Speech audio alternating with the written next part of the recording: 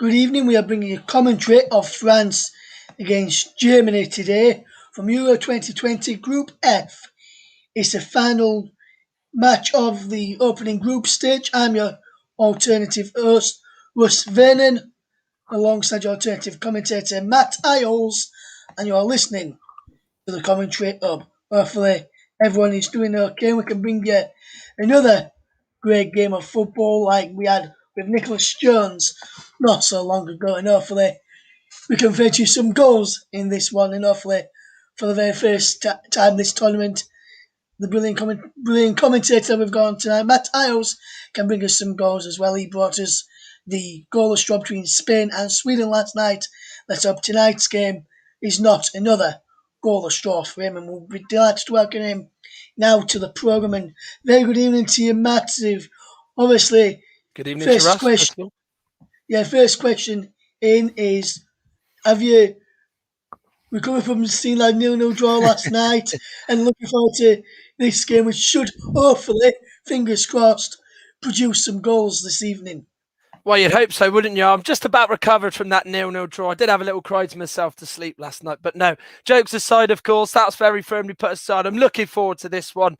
Cracking game, two powerhouses in international football. They know what winning's all about. Very different sort of feelings coming into the tournament, but no, should be an absolute cracker. Really looking forward to this one, Russ.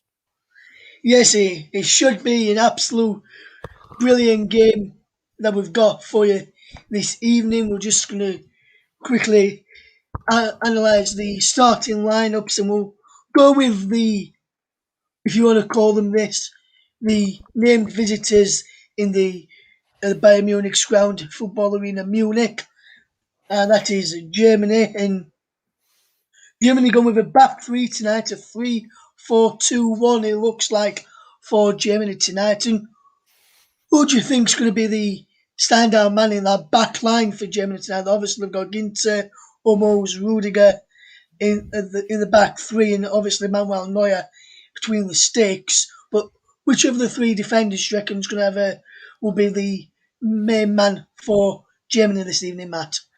Well, I think you've got to look towards Antonio Rudiger. I think for me, he was a lost cause under Lampard at Chelsea. Thomas Tuchel brought him in from the cold and has really emerged to be a real strong leader at the back for Chelsea. His pace is good. He doesn't very often get beat man for man. And I think, he'll be a real key player for that German side tonight in that back three alongside Hummels and Matthias Ginter, as you mentioned. Yes, and if you look a bit further forward in that Germany line, obviously in midfield, Joshua Kimmich, Gundogan, Toni Kroos, and Robin Gosens is in that midfield quartet, if you like, and then Havertz and Muller just further forward with Gnabry, normally a winger, in that false nine. And do you think that false nine role for Gnabry could work, or do you think Germany should have started someone like Timo Werner or Kevin Volland in that forward role this evening, Matt, in your opinion? Well, Joachim Löw has obviously picked a team that is obviously one in good form, and obviously Serge Gnabry is very much a part of that. His form for Germany has been exceptional ever since he was sort of brought into the team. 16 goals in 22 appearances for Die Mannschaft. So he's somebody who I think has been really important for Germany in their sort of new team under Joachim Löw. So obviously tonight will be a big test for him. First game in a major tournament. He scored in the warm-up game against Latvia as well. So he'll be hoping that he can shine tonight and really give the German supporters inside the stadium and the ones at home a good performance, as I said, and show why he's starting in the false nine position, which is one, to predominantly really be strong on the attack from and to almost look in behind and be very pacey. Yes, indeed. And if we just touch upon some of the key men in the French side this evening, Matt, and some very big names in there from what we know from watching the Champions League and obviously the Premier League in some cases as well, with likes of Hugo Lloris, Raphael Varane, Kimpembe, Paul Pogba as well, and N'Golo Conte in there as well, and up front, Antoine Griezmann just playing behind Kylian Mbappe and Karim Benzema. If you look at that French, say, from six, if you like, including Adrien Rabiot, N'Golo Kante and Paul Pogba, who do you think the Germans will be more frightened of? Will it be Antoine Griezmann, Kylian Mbappe, Karim Wow. Benzema, or one of the midfielders for you, Matt? Well, I think that front three, they're all so high stature in the game, aren't they? They've all been there and done that at certain times for their clubs or their country.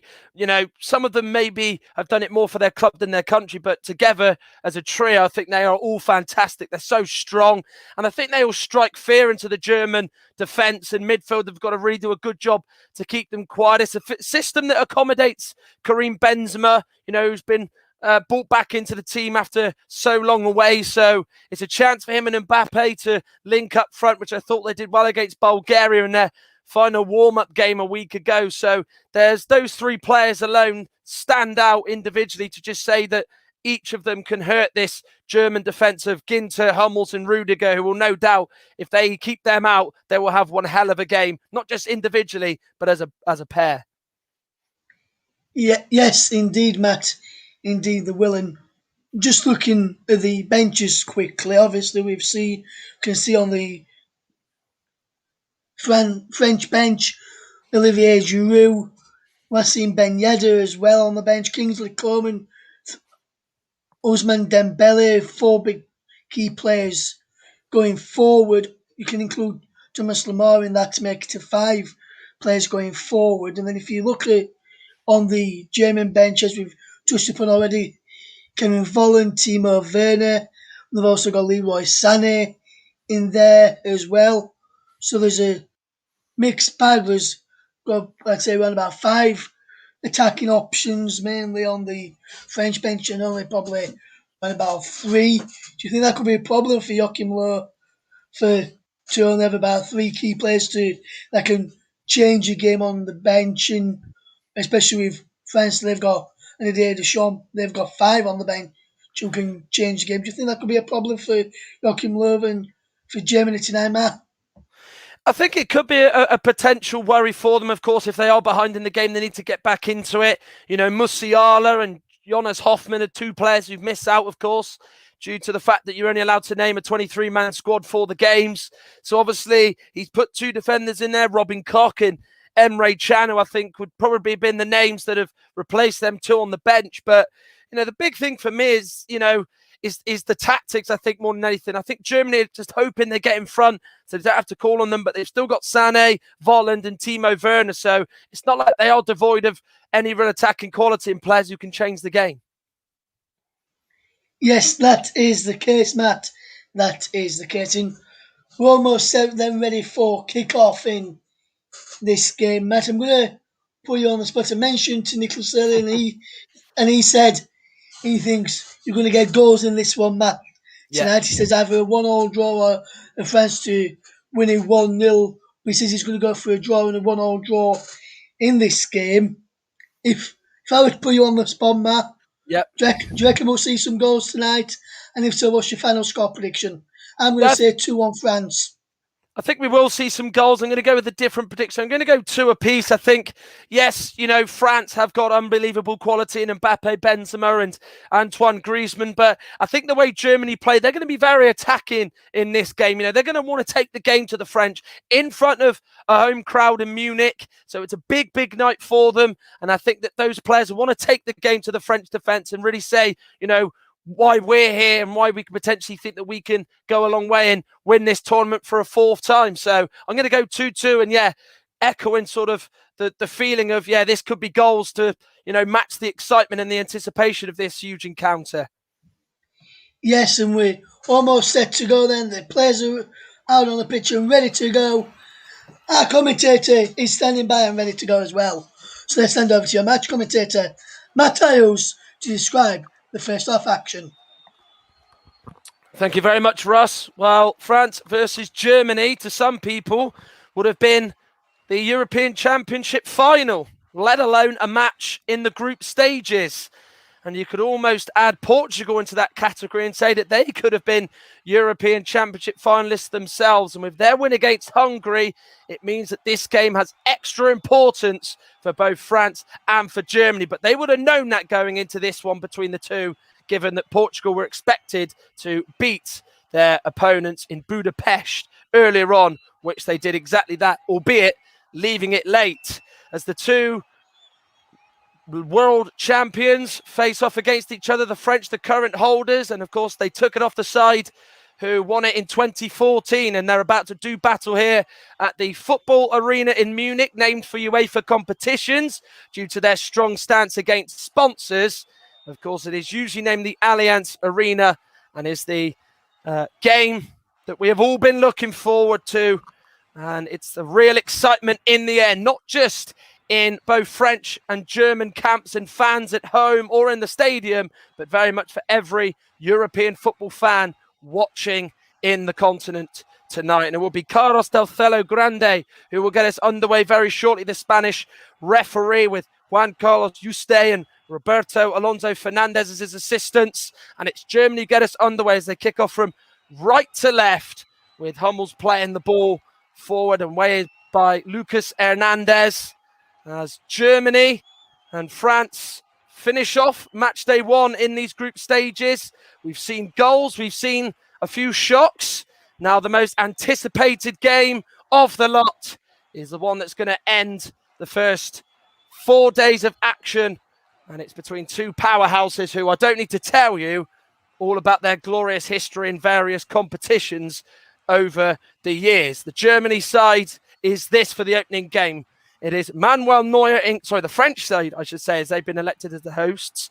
And the home team for this one is Hugo Lloris in goal, Benjamin Pavard, Raphael Varane, Presnel Kimpembe, and Lucas Hernandez, the back four. Kante, Rabiot, and Pogba are a three-man midfield. Antoine Griezmann plays in the number 10 behind the two strikers of Karim Benzema and Kylian Mbappe. That is an absolutely mouth-watering front two for the French. The subs, Steve Mandanda, Mike Maignan, Clément Lenglet, Luca Dean, Kurt Zouma, Jules Koundé, Thomas Lemar, Corentin Tolisso, Kingsley Coman, Ousmane Dembele, Olivier Giroud, and Wissam Ben Yedder. For Germany, they go with Manuel Neuer in goal, back three of Matthias Ginter, Mats Hummels, and Antonio Rudiger. They go with a four of Joshua Kimmich at right wing back, Ilkay Gundogan and Toni Kroos in the centre of the park, with Robin Gosens making his major tournament bow at left wing back. And then Kai Havertz and Thomas Müller are the two inside forwards, with Serge Gnabry up front. And now Germany are on the ball inside the French half, with Kai Havertz, a Champions League winner and goal scorer in that final just over 2 weeks ago, as his teammate Antonio Rudiger has the ball at the back. The subs for Germany, incidentally, are Bernd Leno, Kevin Trapp, the two goalkeepers, Marcel Haustenberg, Nicolas Zula, Lucas Klostermann, Emre Can, Robin Koch, Christian Günther, Florian Neuhaus, Leroy Sané, Kevin Volland, and Timo Werner. As Thomas Müller brought back into the side after a 2-year exile, after he was told by Joachim Löw that he wasn't needed. And Germany have won a free kick as a result of a foul by N'Golo Kante. 2.5 minutes into the match here in Group F and in Munich. It is France 0, Germany 0, and it's the first decision for Carlos Del Celo Grande to make. Of course, he's supported by two Spanish assistants, and in the VAR department, in the main man in charge is Juan Martinez Munera, and of course his assistants are Spanish, as well as the third official, third assistant is his title, in Alejandro Hernandez. And the other two, which I'll say in a minute. Kroos with the ball in. Hummels attacks it, but he's headed it over the crossbar. And Hugo Lloris is not troubled one bit by that. Yeah, Toni Kroos just gets that ball in beyond the penalty spot. Looks for Mats Hummels. It's a low sort of delivery in there by Toni Kroos in there. We know how good his delivery can be. Hummels gets up, but it was always just going over the bar the moment it left his head. The two assistant VARs actually Jose Maria Sanchez and Inigo Prieto, with Alejandro Hernandez as the VAR assistant 3. Lloris with the kick to Benjamin Pavard, playing in his home stadium along with Lucas Hernandez, both right back and left back respectively for France tonight, as Paul Pogba is penalised for a foul in the middle of the pitch on Toni Kroos. Just gives a little nudge in the back there, does Paul Pogba, before he won the header to flick it forward. Hummels out to Joshua Kimmich. That's a big challenge got in there by Lucas Hernandez. There's so many club teammate duels amongst one another tonight. You've got, of course, Pavard, Hernandez against Kimmich and Müller and Gnabry for Bayern Munich, as well as Manuel Neuer, the German goalkeeper. You've obviously got Kante up against Havertz and Rudiger for Chelsea in that respect. And of course, as well, you've got the Real Madrid pair of Benzema and Toni Kroos against one another.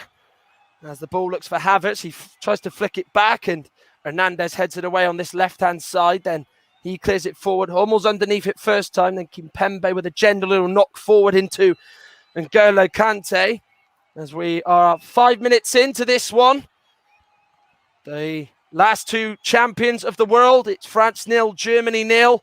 France, of course, bidding to be both holders of the European Championships and the World Cup, just like they did when they won in 2000, with that great side that included Patrick Vieira, coach of the French side now, Didier Deschamps, David Trezeguet, Thierry Henry, Yuri Zhokayev, people like that. Of course, the class of 2021, Griezmann, Benzema, Mbappe. Not a bad side to try and potentially replicate that, as Varane has to step in there and head it away from Serge Gnabry, who's playing in the false nine position tonight. Has got a good record, as I mentioned at the top of the show. 16 goals in 22 games. Gosens goes down under the challenge from Pavard down the French right-hand side. Müller was tussling with a French player, and it's a Germany throw. They started lively here so far. The ball goes into Havertz, who found it in the box, but his first touch probably bounced off his chest, too much for his liking, and went out of play for a France goal kick. But in the opening exchanges of this one in the football arena in Munich, it is Die Mannschaft who've fared the better.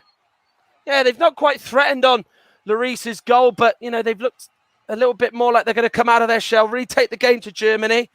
Joshua Kimmich is booked as he collided with Lucas Hernandez.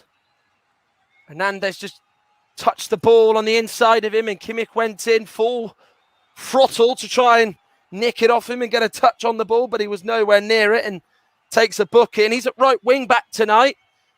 Played in the game in the semi-final in Euro 2016, which Germany are looking to exact a little bit of revenge on their counterparts tonight, in which France won that game by 2-0, and a certain Antoine Griezmann scored 2 that day as France booked their place in the final, which ultimately ended in defeat. Here's the first time Benzema and Mbappe have linked together. Mbappe comes from the left, now gives it to the edge of the box. Pogba's touch finds Benzema, then Benzema nutmegs Pogba as he just moves out of the way. It's gone off a Germany midfielder, and then Gnabry steps in ahead of Kante as the ball was played to a German midfielder in the mid, who bounced off the referee, Carlos del Cerro Grande, who elected to just play on there and not stop the play, as Germany still had the ball at their feet and France didn't have possession as a result of it. Here's Thomas Müller, Germany's most decorated footballer. Gundogan with that little clip ball forward. Looking to get Müller on the go, but it was cut out well by Raphael Varane, who's been very much on his toes so far in the opening 8 minutes of this one. Yeah, Gundogan got the ball there. He wants to play it first time over the top, looking for Müller, who's going to make more inside runs than outside, isn't he, given where he's playing? He's very narrow in terms of the setup that they've got with him and Havertz, and they're pretty much going to play alongside Gnabry rather than play off him. Rudiger with the ball forward. It's a lovely ball forward, which Gosens can't quite take down as he screams in a bit of frustration, but he puts his thumb up in the air to say Rudiger had the right idea. His major tournament debut for Germany tonight has had a real good few consistent campaigns in Italy with Atalanta, as they've, of course, graced the European club scene. Good touch there by Adrien Rabiot, keeping Corentin Tolisso out of the side. One change from that win against Bulgaria, and then Hernandez goes forward, and Joshua Kimmich went to ground and had to make sure he got that right, given he got that early booking. It was a very good challenge, and France have got a throw. Well, gauging the reactions of both these countries heading into the finals, the France public are very much glass half full, And they believe, some of them, that it is destiny that they will be European champions as well as world champions at the same time. But for Germany, it almost feels like a glass half empty. They're always, in the previous tournaments, the big dogs, one of the big favourites. But this year, and the results that they've had since the World Cup, they aren't so much of the favourites and very much not on people's lips. As Gosens tries to give it to Müller, but it's cut out well by the French midfield, who really do come back into their position so well to win the ball back. They looked very hungry, very sharp against Bulgaria in the 3-0 win in the Stade de France last week, in which Antoine Griezmann scored that overhead kick, and then Olivier Giroud got 2 for France as they recorded a 3-0 win in which they, I must say, really did look good. And I do emphasise that their movement was crisp, as was their passing. It couldn't have gone any better to take with them into a tournament. But of course, this is the real thing now. And you can do all the preparation in the world, but nothing could potentially set you up for that opening game. As we've had 10 minutes gone in this encounter, it is France 0, Germany 0 here in Munich. As the ball is now on the right-hand side with Joshua Kimmich. Now he gives it to Havertz. Here's Serge Gnabry. Ball is a forward one by the midfielder for Germany, Kimmich. And France have got a free kick in the middle. And Carlos del Cerro Grande has had to use his whistle quite a lot in the opening 10 minutes of this one, as Serge Gnabry went in on Paul Pogba. And although Pogba didn't go down, it was just the intent and the lunge and the way he went to ground from Gnabry that convinced the referee that it was a free kick. As France had possession with Presnel Kimpembe. Not the best first touch, but he's recovered well to stop Kai Havertz from winning it off him, and no doubt getting a potential chance at goal, as it's now on the left-hand side, is Kylian Mbappe. So much excitement, so much hype about this boy in the tournament. And he gives it to Griezmann, and he played it straight to Joshua Kimmich, who comes forward. He now sets Havertz away, or it looked like he was going to, before Lucas Hernandez just touched it inside to Raphael Varane. Of course, France and Germany have to contend with Portugal in this group, the European champions, who, despite scoring all 3 of their goals within the final 10 minutes of their opening game of Euro 2020, they did still look quite impressive. It is an upgrade on the side that won 5 years ago, Portugal. And it does feel like if that's a side that could have won it under Fernando Santos in France in 2016, then this one, no doubt, can go all the way once again and retain their crown in 2021, or Euro 2020 as it is known. Here is Paul Pogba. Plays it to Benjamin Pavard, of course, on familiar ground, given that he is a Bayern Munich player, along with Lucas Hernandez, Corentin Tolisso and Kingsley Coman. 4 French players in the side that do play their football for Germany's top club, and they've won it well here with Havertz. Now Kroos gives it to Havertz. He's got Gnabry and Müller ahead of him, but then it's really good tracking back and defensive work by Kylian Mbappe as he gives it to N'Golo Kante. Benzema shifts out to the left and takes it very nicely under control. Here is now Kylian Mbappe, who's playing in the middle in this attack at the moment. Gives it to Karim Benzema. Germany standing firm, sitting deep. Kroos did make contact with Mbappe, but Carlos del Cerro Grande, the referee, says no foul, but France win it back. Benzema gives it to Hernandez. The ball was just a little bit too short. Hernandez was in 2 minds as to go for it or to just wait for it to come to him, and that hesitation did cost him just a little bit. As now France come away with it with Kante, but it's a pass that's sloppy. It's given straight to his Chelsea teammate Antonio Rudiger, who then gives it to Robin Gosens. And then Neuer plays it on the floor to Joshua Kimmich. Well, it's a new system for Germany. They've, in the last 2 major tournaments, played a back 4. It is one that a lot of German coaches are favouring. Julian Nagelsmann, the now incumbent Bayern Munich coach, is a advocate for 3 at the back. Thomas Tuchel, the German Champions League winner in charge of Chelsea, is a man who favours a back 3. And of course, this will be the last tournament that Joachim Löw will have in charge of Germany as Muller is flagged finally for offside. He did break through the lines of the French defence through that right-hand side and Raphael Varane's side as well. But, of course, the ball he played to Gnabry was a poor one in the end eventually, but the flag was raised as the respect you could tell within the opening quarter of an hour of this one is there. And both goalkeepers have yet to do anything in this match. Remember, of course, we saw Portugal beat Hungary 3-0 earlier on, as I mentioned. There's more games tomorrow. There's a triple bill. Russ Vernon brings you Finland against Russia from 2 p.m. in St. Petersburg. Finland, of course, could take one giant step into the knockout stages as Kante tries to get it from Pavard and then send it through. Pavard gets it back. Cross goes in and then putting it out into touch was Matthias Ginter. First bit of defensive work he's had to do tonight, and he just stabs it out for a corner. Yeah, Kante and Pavard there work it well. Kante then tries to play it to Kylian Mbappe. It gets cut up by the German defence, and then Pavard just plays a really dangerous cross in there, and Matthias Ginter's just there to just put it up for a corner. Good defending and good positioning as well, more importantly. First corner of the game for either side. It will be Antoine Griezmann to take.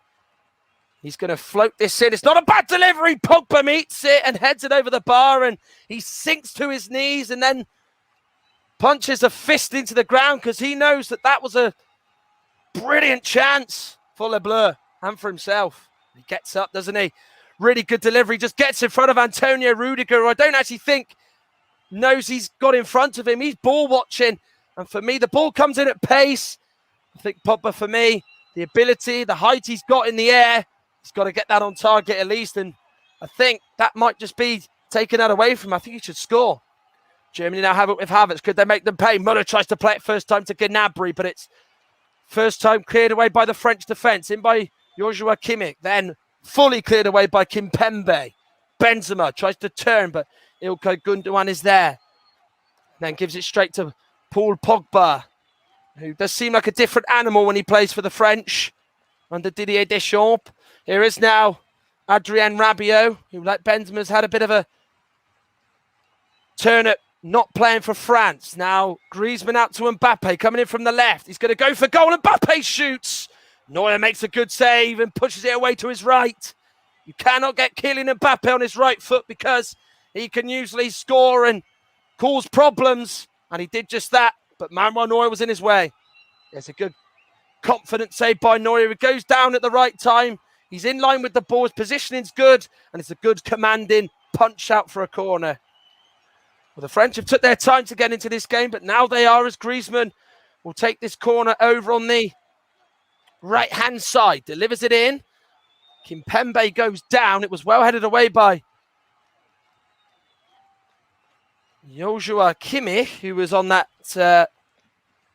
near post, who head that away, and the ball is with Hugo Lloris in his own penalty area, and France then knocked the ball forward with Griezmann getting up, but then he can only head it straight to Hummels, who then powerfully heads it back to Manuel Neuer, who then takes it under control.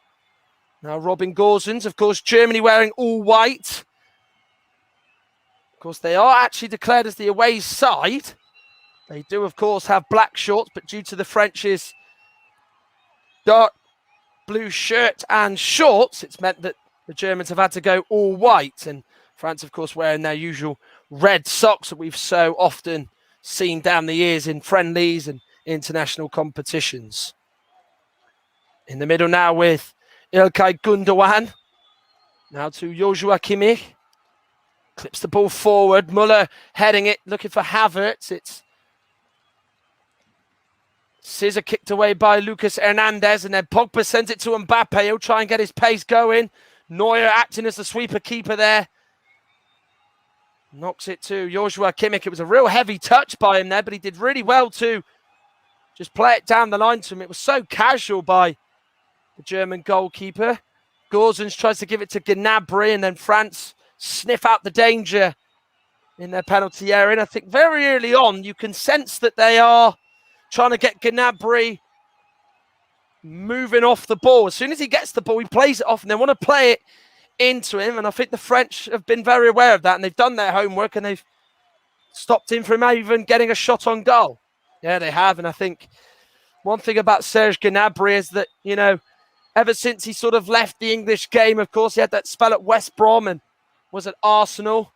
He has come to Bayern Munich in Germany, and those loan spells at Werder Bremen and Hoffenheim and Schon. Just before that throw was took by Benjamin Pavard on the right-hand side. Referee Carlos Dalcero Grande wanted a word with a French player and a German player. Another throw for Pavard to take. Pogba holds off two German players to just slide it through to him. He then plays with the outside of his foot, a ball that Hernandez is going to drill into the box, and it's an own goal. It's Matt Hummels who puts into his own net. Lucas Hernandez's cross was one that Hummels could not clear away fully, but instead has put it into his own net. And the world champions lead the Mannschaft in Munich. It's France 1, Germany 0. Well, what a ball it is by Paul Pogba. He just sets it up to Pavard from the throw. He then gets it from Benzema in the middle. He plays with the outside of his foot, and it's got the weight on it to go all the way through to Hernandez, who's made that run. Acting as almost a left midfielder. You've got to say the right wing backs for Germany. Kimmich is too narrow. He's almost acting as a defender there. And he really drills the cross in Hernandez because he thinks it might go on through to Mbappe, or it might just be touched in by Mats Hummels. And he's done exactly that, Mats Hummels, by putting it into the net. And it's just almost skied off his foot. And France are in front.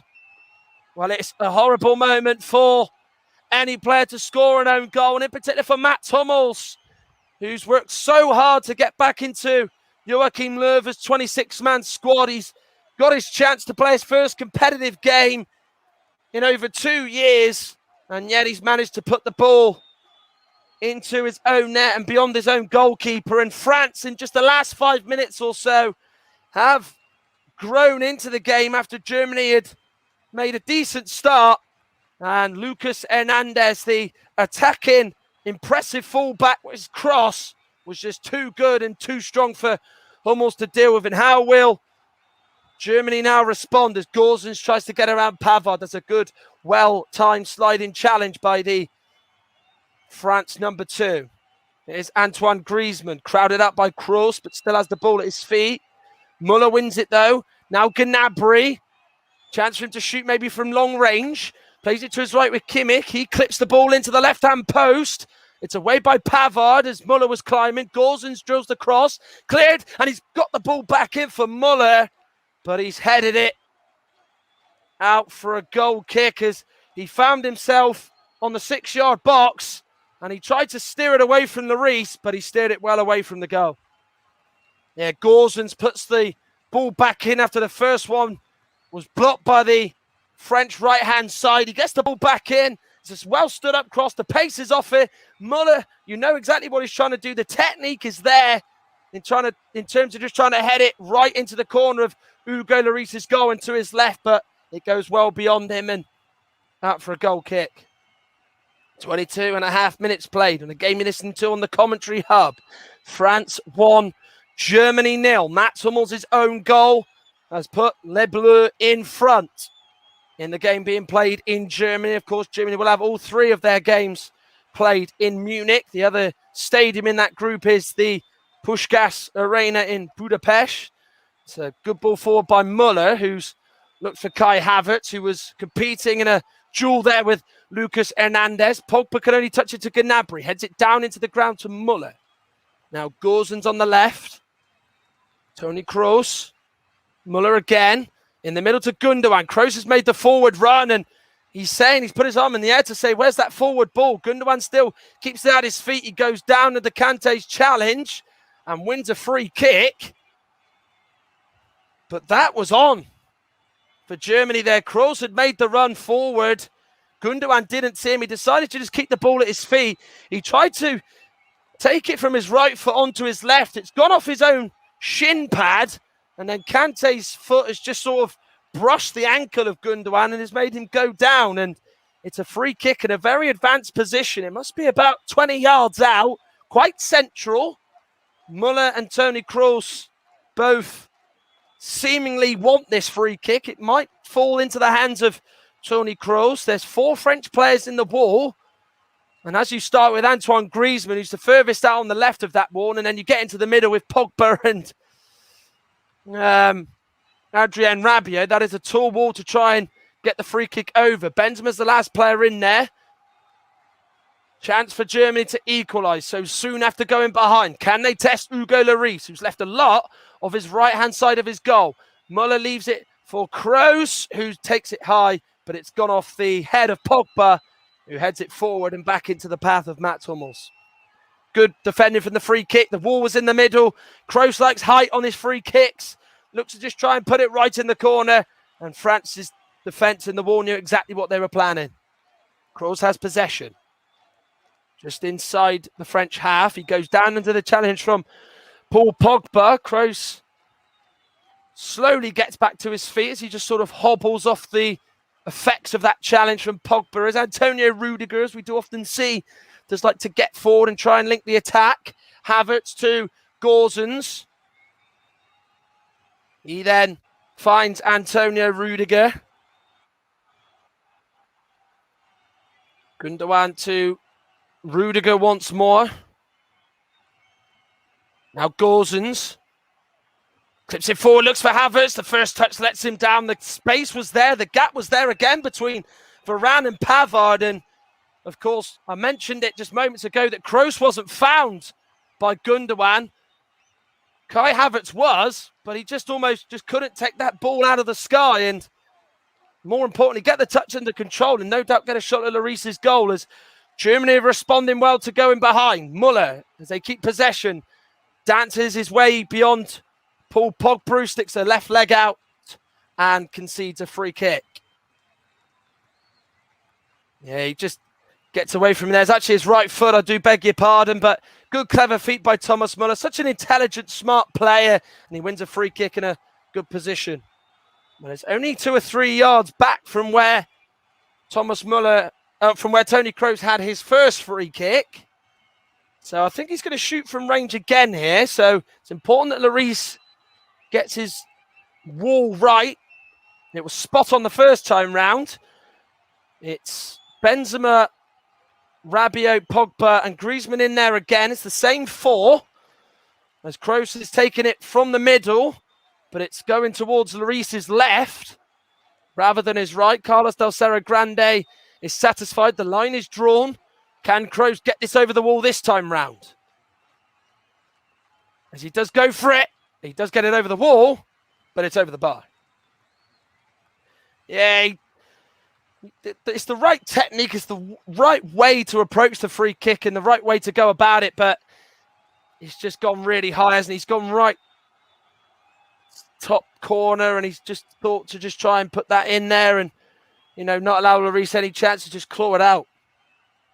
Over 25 minutes gone, 27 minutes to be precise. France 1, Germany 0, and it was a goal by a German player, in fact, that has got the French 1-0 up, with Mats Hummels putting into his own net inside 21 minutes. Remember, as I said, Ross Vernon brings you the first of 3 tomorrow as Finland take on Russia at the Krestovsky Stadium in St. Petersburg. Alex Wilding will bring you Wales' match against Turkey. Crucial game for Wales. A win would, you think, pretty much secure their place in the knockout stages. But, of course, there is that potential for them to finish third and have to wait to qualify rather than finish second and know they're already through. And then the last game, John Stuttard brings you Italy against Switzerland.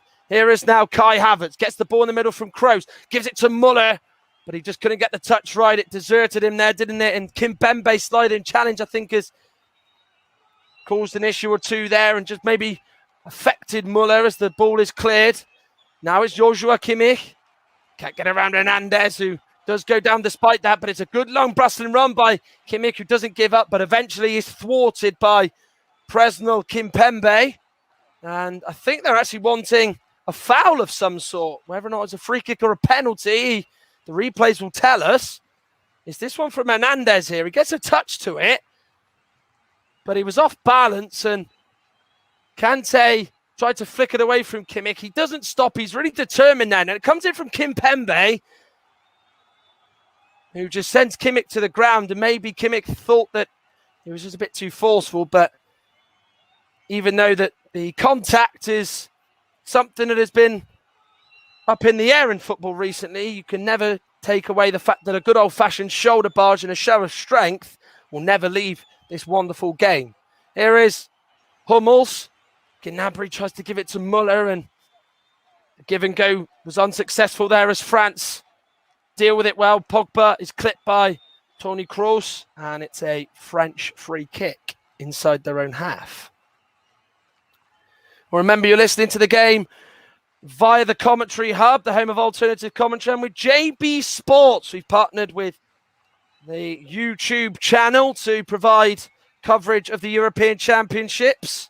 And of course, this is another game brought to you live on it, as Pogba backhills it to N'Golo Kante. Very smooth by Paul Pogba, as he's looked good so far tonight. Here's Kylian Mbappe. Now to Pogba. A World Cup final goal scorer, remember. Here's Griezmann, as he was. Now to Rabiot. Now to Pogba. Here is Varane. He then tries to drill it out to the left-hand side, looking for Hernandez, who was not far enough forward to take the under control. And it's gone out through a throw-in, as there has not been any spot of rain in this tournament so far prior to this game, and that's exactly the case here with, of course, nightfall in Munich, Germany.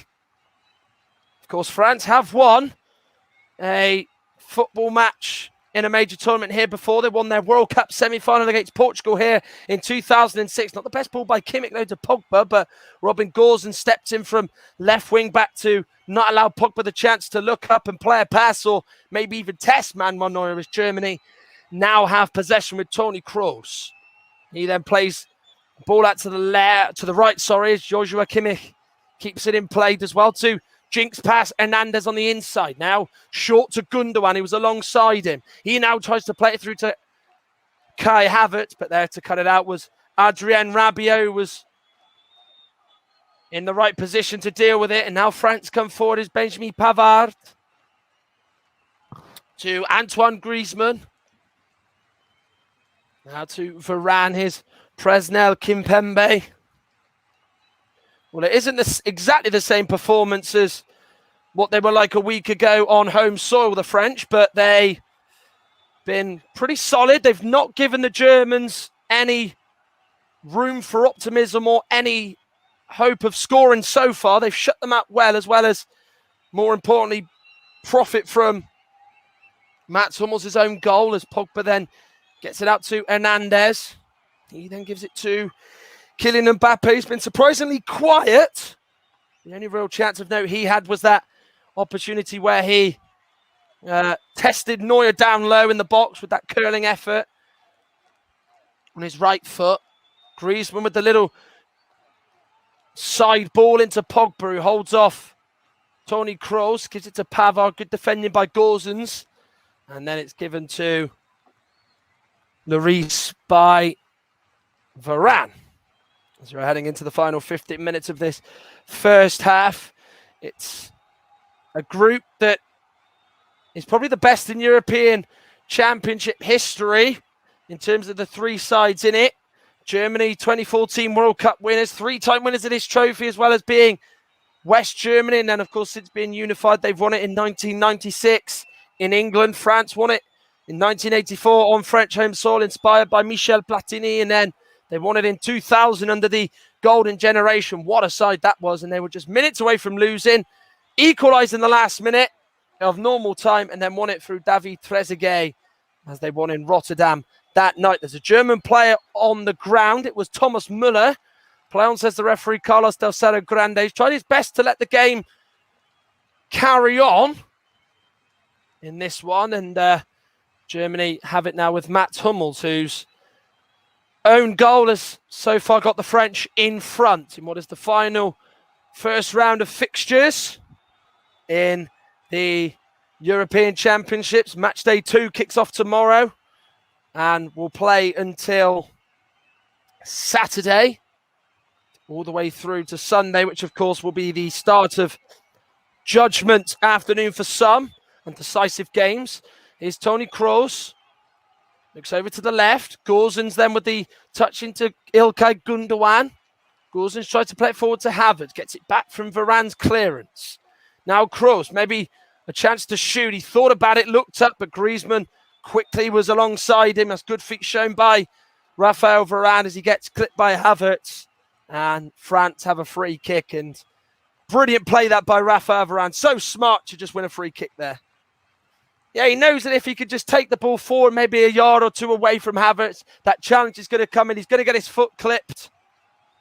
And that was the same there. And then Kimpembe caught Thomas Muller. They were just competing for a ball moments before.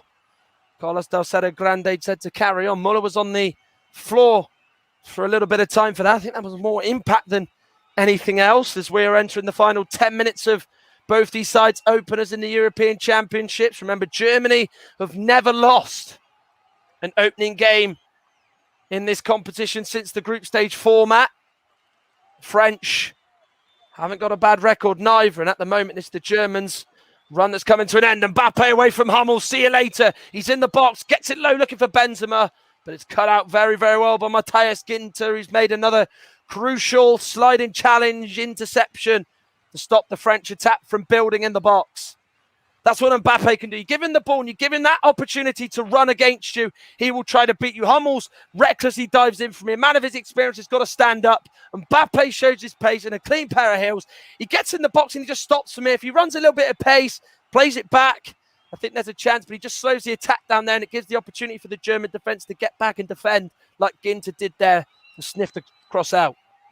Griezmann with the corner from the left. It's headed away well. Hummels was the man who did that.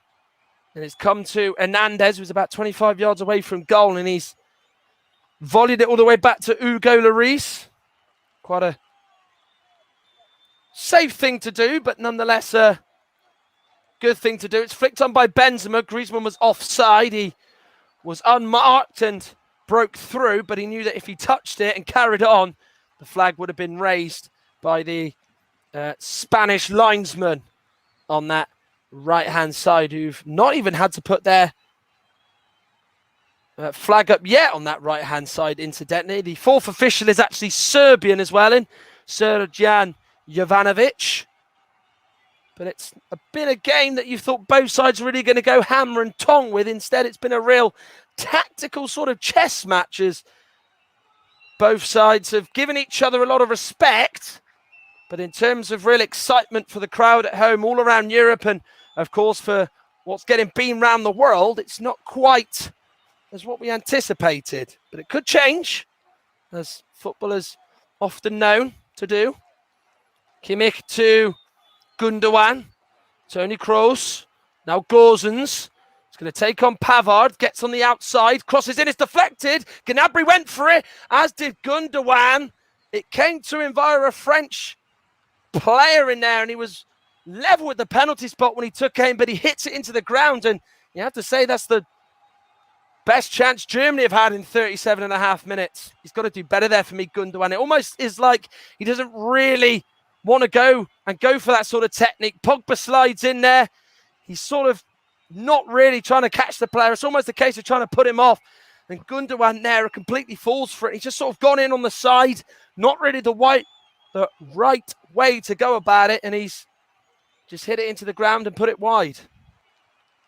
Well, it's a shot off target, and Gundogan, the season he's had, you would have expected him to do a lot better. He's come off the back of a phenomenal club season for Manchester City, in which they won 2 trophies, the Carabao Cup and the Premier League under Pep Guardiola. Of course, he managed to score a grand total of 17 goals for Manchester City over the course of the campaign in all competitions. The man with Turkish descent, as many are in this Germany side, the likes of Emre Can is as well, and of course many of them as well have come from various different backgrounds, like Antonio Rudiger and Leroy Sané. Here is Joshua Kimmich, who's stepped in to almost act as a midfielder at times, given that he's not been able to do a lot on that right wing-back position that he starts in and continues to do so for this first half. It goes out to him on the right this time, gets under control high, but he just flicks it up into the air as Hernandez was touch tight to him and does brilliantly to win a free kick. And I think Kimmich just catched his Lucas Hernandez. And remember, Kimmich was booked for that foul on Hernandez early in the game. I think you'd have to be very, very harsh to give him a booking here. It's certainly one where, his foot goes high as he's leaning back and falling to the floor. He gives Hernandez an almighty kick without the real intent being there, as Hernandez has stayed down. And, of course, he will now receive some medical attention on this left-hand side. And, of course, you are listening to the Commentary Hub, the home of alternative commentary, with me, your host, Matt Isles, for tonight's game. And, of course, it's a game being beamed on to JB Sports' YouTube account. Of course, we're colluding with them in their terms of their coverage. As Joshua Kimmich says to the referee pleading his case, I didn't actually mean to kick him. I was leaning back. Hernandez is up and moving. And the game can continue and restart via the kick into Germany's half, with Benzema and Ginter competing, but Ginter heading it forward. 5 minutes of the first half remaining. France 1, Germany 0. Mbappe gets it from Benzema, but Mbappe's touch just wasn't really there with him there, as it's defended well. But that wasn't the best pass by Gosens, as Kante so often does, swoops in to win it. That loose ball in the middle, gets it from Paul Pogba. The second goal would be a real killer for Germany to go into the break with. It be so ideal for France, as they, of course, look to try and match Portugal's result that they got earlier on when they beat Hungary by 3-0. Pogba with the ball. It's a lovely ball to Benzema. Flag has stayed down. He clips it high to the back post. The flag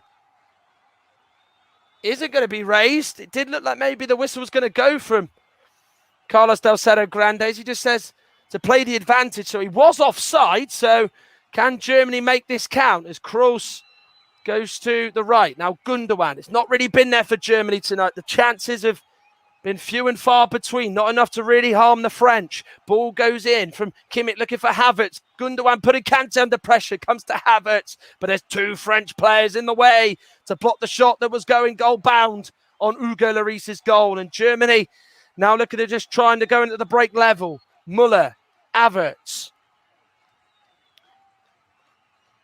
Now Toni Kroos. Out to Robin Gosens. Serge Gnabry.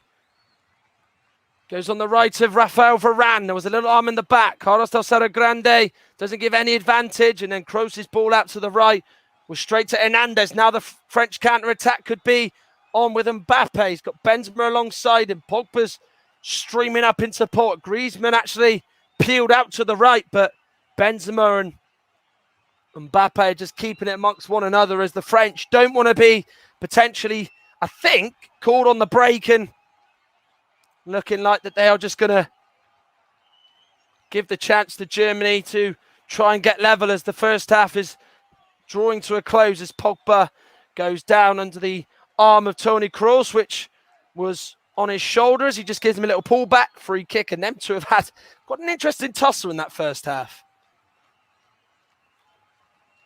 Yeah, he just goes into the side. It's enough to make Pogba go down and lose his footing there. Pogba takes the free kick, goes out to the left with Hernandez, who's had a very good first half in all areas. He's really impressing me every time I see him. Is Lucas Hernandez. Went to Bayern Munich for big, big money from Atletico Madrid, where, of course, he was a mainstay in the French World Cup side that conquered Russia 3 years ago. Him and Benjamin Pavard as well, teammates internationally now at club level. Here's Pogba as he goes into the box, takes it under control, holds off Kroos, gives it to Griezmann. Robin Gosens comes across with a vital clearance to knock it out for a throw.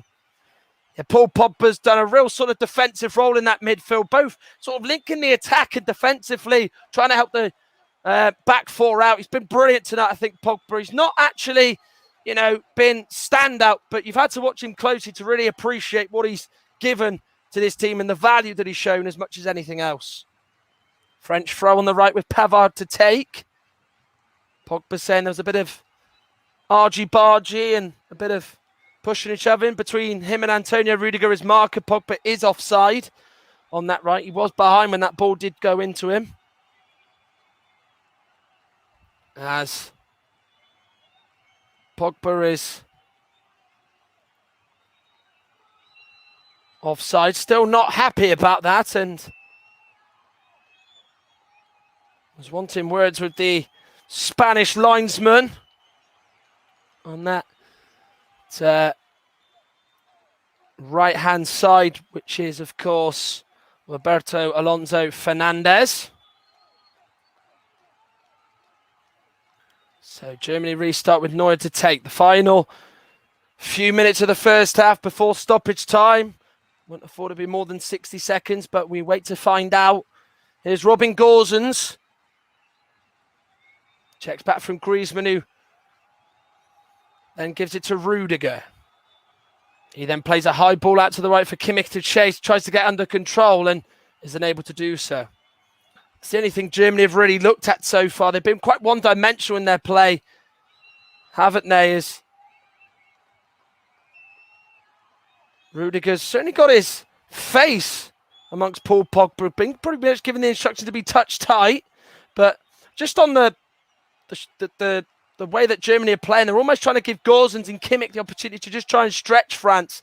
And Kroos and Gundogan and anyone for Germany in that position are just trying to get it out to them, and it's not really worked. France are staying very firm, and it's, Germany just got to try and come up with a different answer, because they've certainly got a lot of quality and intelligence to try and force the French to really consider them a real threat in this game. A minute has been added on by Carlos Del Cerro Grande. France 1, Germany 0. France have been too comfortable in this first half ever since they went 1-0 up. Germany have not had a shot on target in this first half, as Joachim Löw's side, of course, are looking to try and get back into this one and really going at the break in a happy mood, in a better feel in the camp. As the halftime whistle is now blown. While this game had so much anticipation and excitement going into it, while it's not been chances galore or real goal-mouth action, it's been quite an interesting watch in terms of the tactical side of the game. But the world champions, France, lead Germany by a goal to nil, and it's come from a German player in Mats Hummels putting it into his own net. Germany responding, have had a lot more of the ball, but not really caused France too many problems. Hugo Lloris has not made a save at all in the first half, and Germany have not registered a shot on target either. It is half-time between two international powerhouses. The world champions France 1, Germany 0 in Munich. Thank you very much then, Matt Iles, for great first half coverage. We'll be back in just a second. Make sure you stay tuned to the commentary for some great football coverage that we've got coming up between now and the end of the Euros. But right now we're going to take a short break. We're back in just a minute. Don't go anywhere. This is a commentary hub in partnership with JB Sports.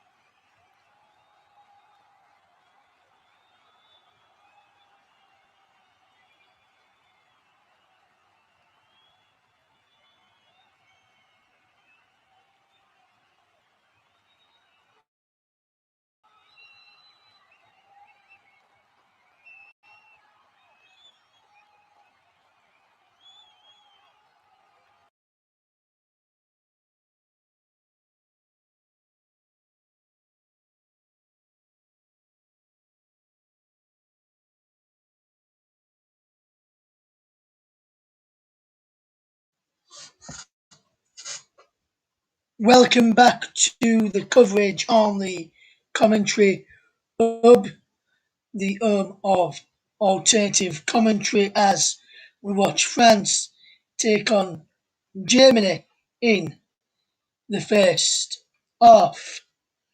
Been a good first half to watch, and a good first half commentary from Matt Iles to bring to us on the channel as well. Hopefully you're all doing okay.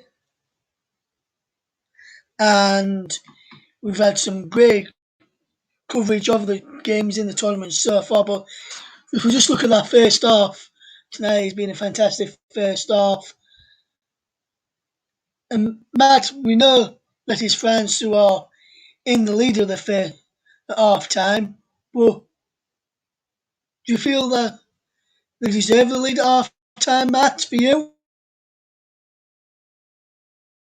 Yeah, I think they do, Russ. I think that they've been solid. They've not been captivating. They've not been as good as what we know the French can be, certainly in particular against Bulgaria in the final warm-up game. They were quite impressive in terms of their movement and they're off the ball, how efficient, how flamboyant they actually looked. Of course, it's a different test. It's Germany. You're, going to have to be a lot smarter and play a kind of different way that you kind of, need to do in these tournaments. And I think the French are a very, very smart outfit in terms of how they play. I thought that they were excellent. They've kept Germany really quiet. Have been very limited. I've been quite disappointed by Die Mannschaft so far. So largely, I think it's been a solid French performance, but by their own admissions, I think they could improve on it.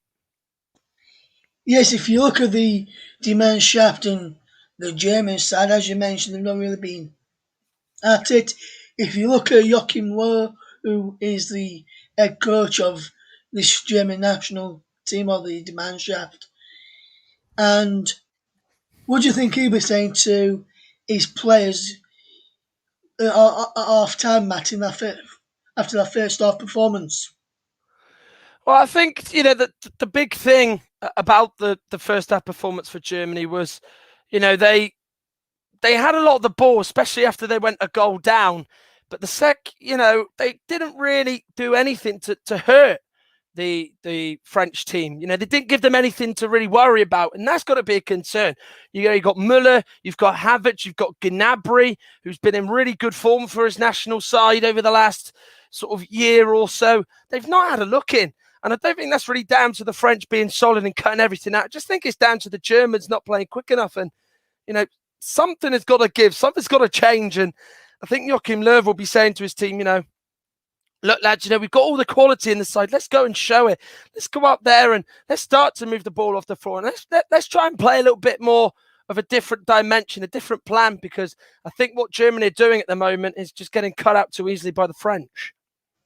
Yes, they are, Martin. I would have to agree with that. And if we just go back and look over the goal again, it was a fantastic ball out wide and a brilliant ball in. And like you said on commentary, it was a ball into the penalty from Lucas Hernandez, looking for Mbappe to go and end of. But you've got to question Kimmich was more playing one of the, like a defender, one of the centre backs when that ball came in, expecting one of his other defenders to clear it. That wasn't the case. Obviously, almost got at the final touch and diverted it past Manuel Neuer. But if Hummels didn't get a touch, he was going to be 1-0 anyway. And Mbappe was just behind him, ready to pounce anyway, wasn't he? Yeah, absolutely. And I think you've got to, first of all, you look from the Germany defensive point of view. They're playing wing backs in Gosens and Kimmich. And, yes, the French haven't quite been out wide or very much on the wider side of the pitch as much as they have been. But, that one time Kimmich switched off defensively was costly because he's got to get out to Hernandez. We've seen him bomb on a few times in the first half. It kind of dwindled and didn't really happen as the first half sort of wore on. But, he's the wrong side of him. He's almost just looking at the ball going in. He just admires sort of Pogba's pass. He doesn't actually realise, I think, that Hernandez has made the run. It's good awareness, good anticipation from Hernandez to get in that position and think, do you know what, if I get it, I've got time to think about what I'm going to do. He's quickly thought, if I drill it in, it's either A, going to go to Mbappe, or B, it's going to probably get a touch off a German player. And that's exactly what he went and did. So you can admire the ball from Pogba, which was absolutely outstanding. Quite outrageous, really, that he's pulled that off. Just thinking of it like that quickly. But defensively, your wing backs you expect to push out, stop the French from getting those balls in, because Pavard and Hernandez, who have shown it numerous times throughout the years for their club and for their country, just how good their low crosses are and the height and the variation on it. Joshua Kimmich should know in particular how much Hernandez is good at that, given their teammates at Bayern Munich. And for me, he should have cut it out. And yeah, I think he'll look back on that and realise that he should have gone wider and closed down the cross a little bit more. Yes, he should. And if we look back at the overall first half, you would have to say, based on that first half performance, Didier Deschamps would have been the happier of the two sides and happier of the two managers as well. And France would have been the happier of the two sides.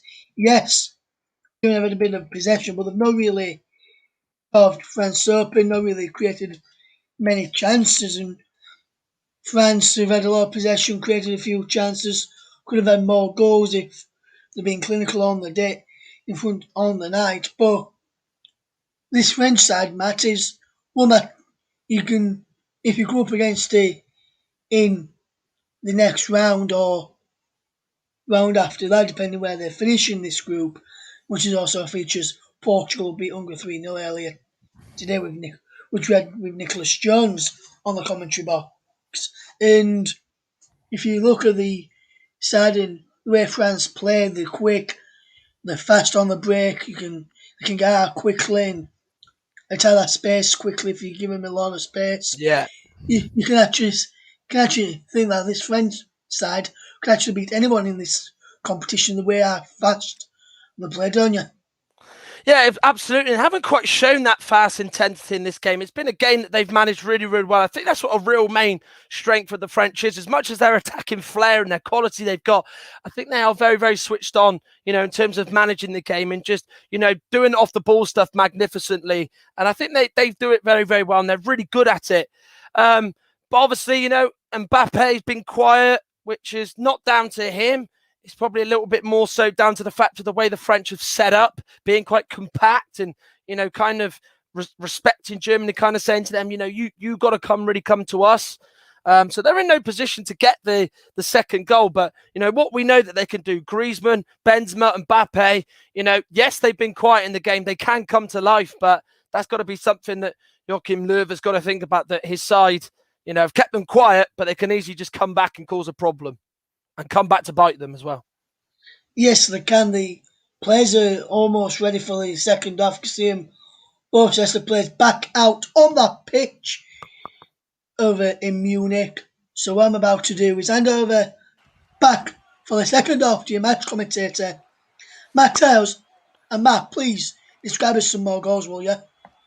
I hope to do that, Russ, and I hope to do that to the people listening in at home or wherever you are. 1-0 to France at the end of the break. Certainly a lot more to come from Germany, the losing side at the moment, and certainly a lot more to come from the French side going forward. But defensively, they've been spot on and pretty resolute. Germany have been pretty toothless, pretty lifeless up front. And of course, it's pretty much what it's been like under Joachim Löw over the last few years or months, you could say, as the French get us back underway for this second half, wearing their dark blue shirts, dark blue shorts and red socks. The Germans in all white in Munich, of course, their own stadium. And it's Benjamin Pavard, the Bayern Munich defender, in his own stadium, playing it to Varane, who plays it to Kimpembe as the second half is underway. I'll go through the two sides quickly. No changes at the break. Lloris in goal for France. Pavard, Varane, Kimpembe and Hernandez, the back four. Three in the middle, Kante, Rabiot, Pogba, who got that wonderful assist for Lucas Hernandez to cross in off Hummels' own goal. And then Griezmann plays just behind Benzema and Mbappe, who are the front two. Mandanda, Maignan, Longley, Digne, Zuma, Koundé, Lemar, Tolisso, Coman, Dembele, Giroud and Ben Yedder are the substitutes in the 12 in total. Germany's 11 is Neuer in goal, back three of Ginter, Hummels, Rudiger. They've got a four of Joshua Kimmich Ilkay Gundogan, Toni Kroos and Robin Gosens.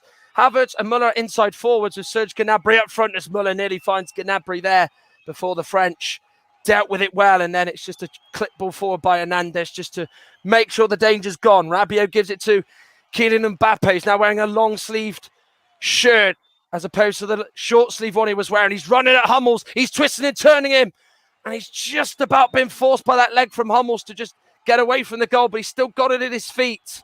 There's now coming up to help is Adrien Rabiot. Now to Paul Pogba.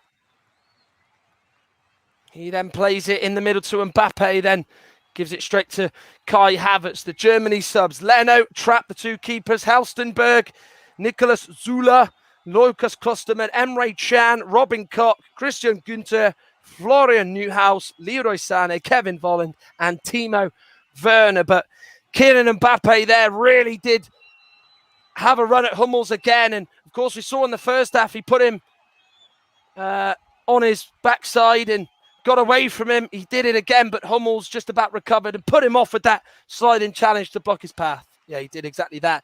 Kind of comes to Mbappe there, and you know, that Hummels challenge really puts him off because I think he's just about to let fly, but I think maybe Motta just took an extra touch there that almost forced Hummels to just slide in. I think had he just, you know, done the hard part, which was skip away from him, and the easy part to him, which is to try and open up and get the shot away, I think it would have been a different outcome, and Hummels' leg would have not really been of any note at all to stop Mbappe. 3 minutes of the second half played. It's still France 1, Germany 0. Here is Toni Kroos to Kai Havertz. Runs into Benjamin Pavard. Gundogan to Antonio Rudiger. Remember, Germany play Portugal next in the group stages. France play Hungary in Budapest. As Gnabry looks to try and take it under control from Matthias Ginter's pass, who's been linked with a move to Tottenham Hotspur this week and over the last few months. As Lloris rolls it out to Kimpembe in the box. Lloris gets it back. Now to Raphael Varane, who's been a real key element of the French defence ever since Deschamps walked in through the door. And of course, he played under the last few games under Laurent Blanc's reign, the World Cup winner in 98, as well as his current boss, Deschamps. And then Hummels knocks it back to Manuel Neuer, the first German keeper to play 100 games for his country, better than the likes of Oliver Kahn and Sepp Maier and Jens Lehmann. They couldn't achieve that. And then it's knocked back to Manuel Neuer once more. As it is now with Joshua Kimmich. Now, Hummels to Kai Havertz. Champions League final hero with his goal. As of yet, not had an impact on this game. Gundogan to Müller. Cross is in for Gnabry, but it's headed by Kimpembe. It didn't have enough power to go to Gnabry. Hummels does well to win it high against Benzema. No one in the German defence really got close to Benzema in the defensive half. As Rabiot now comes forward, the first touch is a poor one. And then it's just smacked clear back to Hugo Lloris by the German defender Matthias Ginter, who's not had a lot to do, but he's made a couple of challenges in the box, which stopped French crosses from finding a blue shirt. Yeah, I think his positioning's been excellent. I think the back three have, of course, had a few games to play now. They played in the thumping against Latvia as Mbappe is flagged for offside. Linesman on that side. Roberto Alonso Fernandez sticks his flag up as Mbappe isn't actually miles offside. It's, in fact, margins. 5 minutes of the second half played. France 1, Germany 0. And just sort of going back to Ginter, he's a defender that's played at 2 World Cups without playing a single minute. So he's been in 2 World Cup squads and not played a single minute. As he now is on the ball, chips it in for Havertz to attack in the middle. Away by Varane, who out-jumps him. Hummels, Germany, a little bit higher at the start of the second half as Mbappe takes a tumble from Kroos' challenge. Here's now Paul Pogba trying to just get away from Ilkay Gundogan and is fouled. And it's a France free kick, of course. He had a bit of a spat with Antonio Rudiger as Joachim Löw looks on. Of course, the former Bayern Munich coach Hans-Dieter Flick will replace him. His former assistant manager to the current German coach. He will step down after 15 years in charge, in which they won the World Cup in 2014, reached the Euro finals in 2008. But here come France with Rabiot. Germany have been opened up. Rabiot went for goal and he's hit the post. As he took aim, he was sent to the floor by a German player who put him off. But it was a beautiful ball by Mbappe that set Rabiot away. Griezmann was saying he wanted the ball. Maybe he was a bit too close to him. Rabiot went for goal. Neuer was called out his near post, but it's the post that saves the German keeper and his outfielders. Well, just like that, one pass cuts the German team open. Rabiot was in there, and I think for me, he's got to perhaps maybe go the other side, open himself up a little bit more. I'm not actually too sure the white shirt was really putting him off, but that arm in the back sent him to the floor, really kind of, made it a bit more difficult for him, and he's really unlucky with the attempt. But Antoine Griezmann, I don't think is the forgiving type at this current moment, because he wanted that ball into him and he screamed as it hit the post that he wanted it, but he didn't get it. Here is now Ilkay Gundogan. They've had a warning, Germany, that France want a second goal and wrap it up as quickly as they can. Can Germany respond? They've yet to really come out and show what they can do. In qualifying for these championships, they did hit 30 strikes in 8 games, which isn't a bad record, to say the least, winning 7 of their 8, beating the Dutch and losing to them. They hit Northern Ireland for 6. They hit Estonia for 11 over 2 matches. And, of course, they lost 4-2 to the Netherlands and hit 4 against Belarus. And, of course, also beat the Netherlands by 3-2 in their opening Euro 2020 match. Well, qualifying, that is, in 2019. Gosens with the high cross. Gnabry attacks it! And he's hit it onto the roof of the net. That's the best chance Die Mannschaft have had. Serge Gnabry has tried hard in pursuit of a goal or a chance. He got one there, hit it into the ground, and it's just crept over.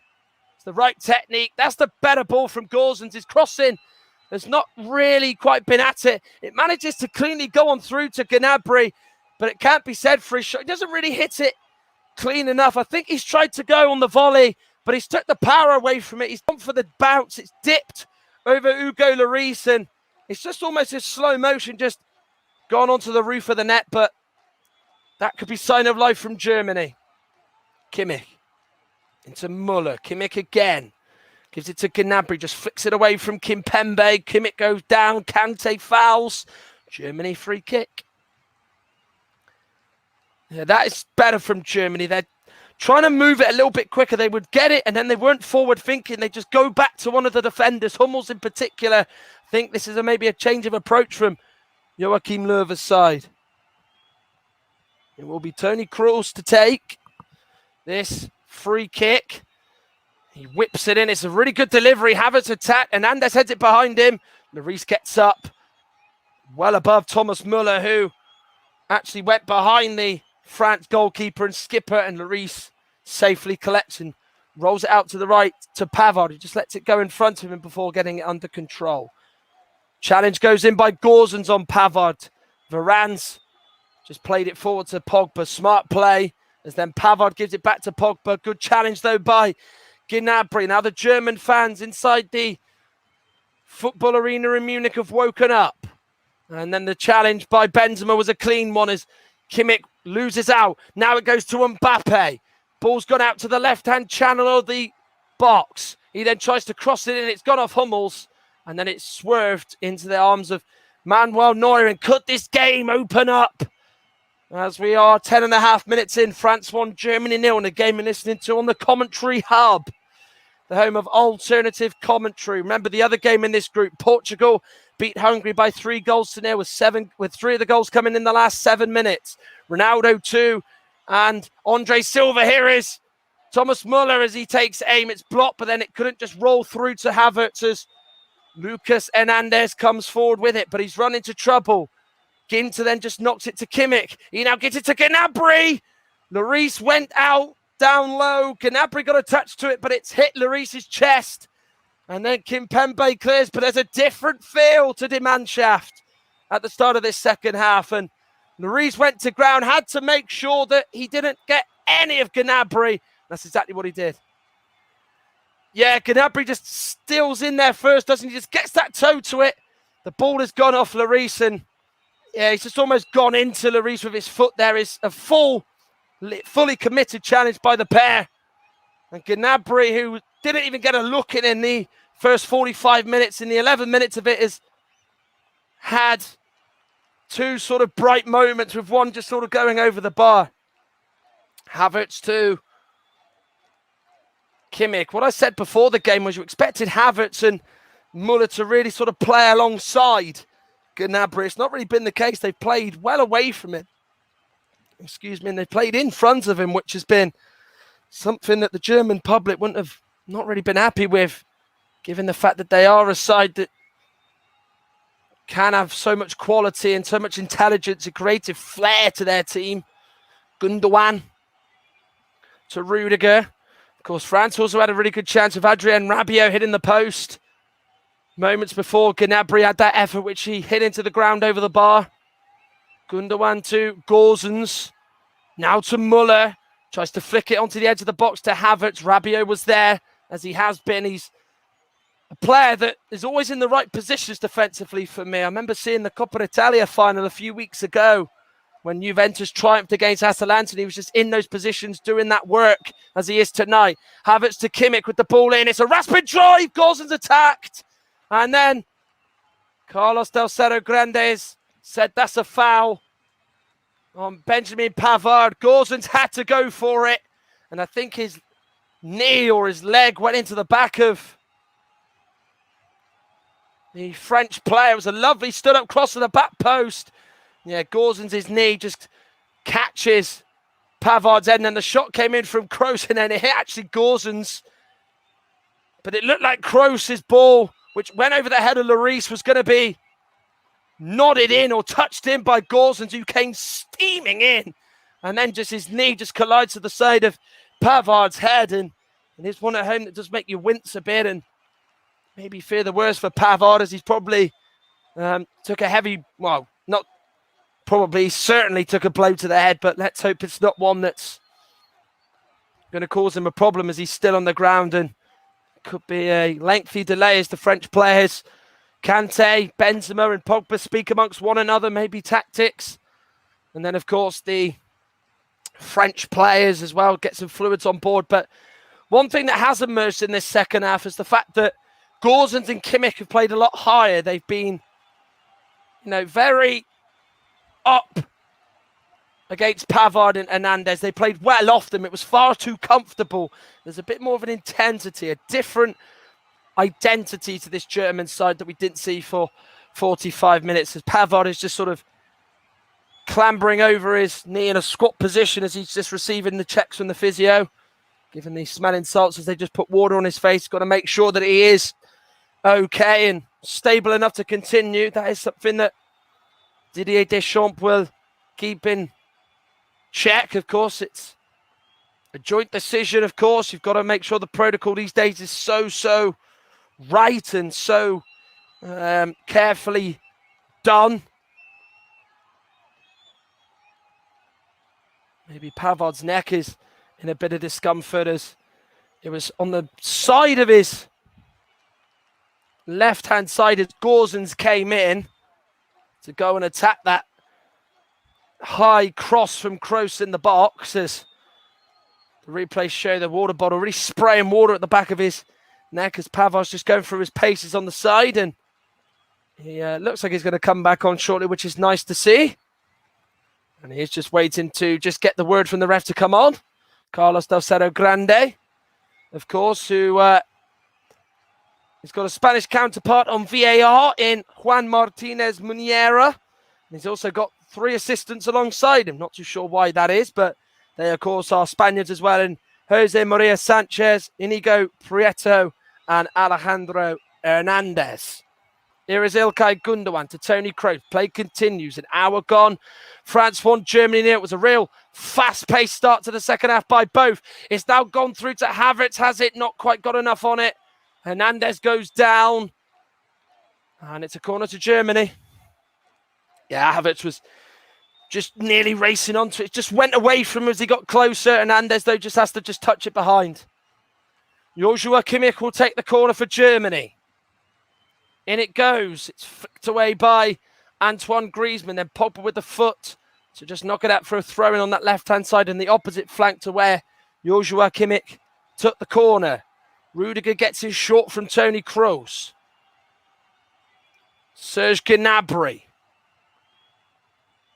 Muller to Kroos again. Now Matthias Ginter tries to get the cross in. It was a poorly executed one, and Kante just gently touches it into Benzema via his midriff, and then Mbappe tries to get around Ginter, who goes to ground. It's gone off his shoulder and out of play for a throw. He's been largely okay in there, Ginter, as I alluded to earlier in the match. Well, Germany, in the last few tournaments, they've won their opening game in 2016, 2012, and in 2008 without conceding a goal. Portugal, Ukraine, and Poland were beaten. Of course, Poland were first in 2008 under Joachim Löw at all those games. And then Portugal were next in Euro 2012 in Ukraine. And then, of course, in 2016 in France, Germany recorded a 2-0 win over Ukraine. But here, in a game between the two semi-finalists of Euro 2016 in a repeat of it, it's the French getting the better of Germany like they did that day, and it's a good delivery by Kimmich, a wicked delivery which Varane had to watch very closely. The Reef wasn't going out to die for it, left it, and Varane touches it out for a corner as he started to get into this game a little bit more in the attacking sense. Joshua Kimmich, he gets the cross, and it's a high one this time over the head of Matthias Ginter and Antonio Rudiger, who both went to attack it. And it's all Germany at the moment as the French just seemingly can't get out of their own half. As Gosens has the ball.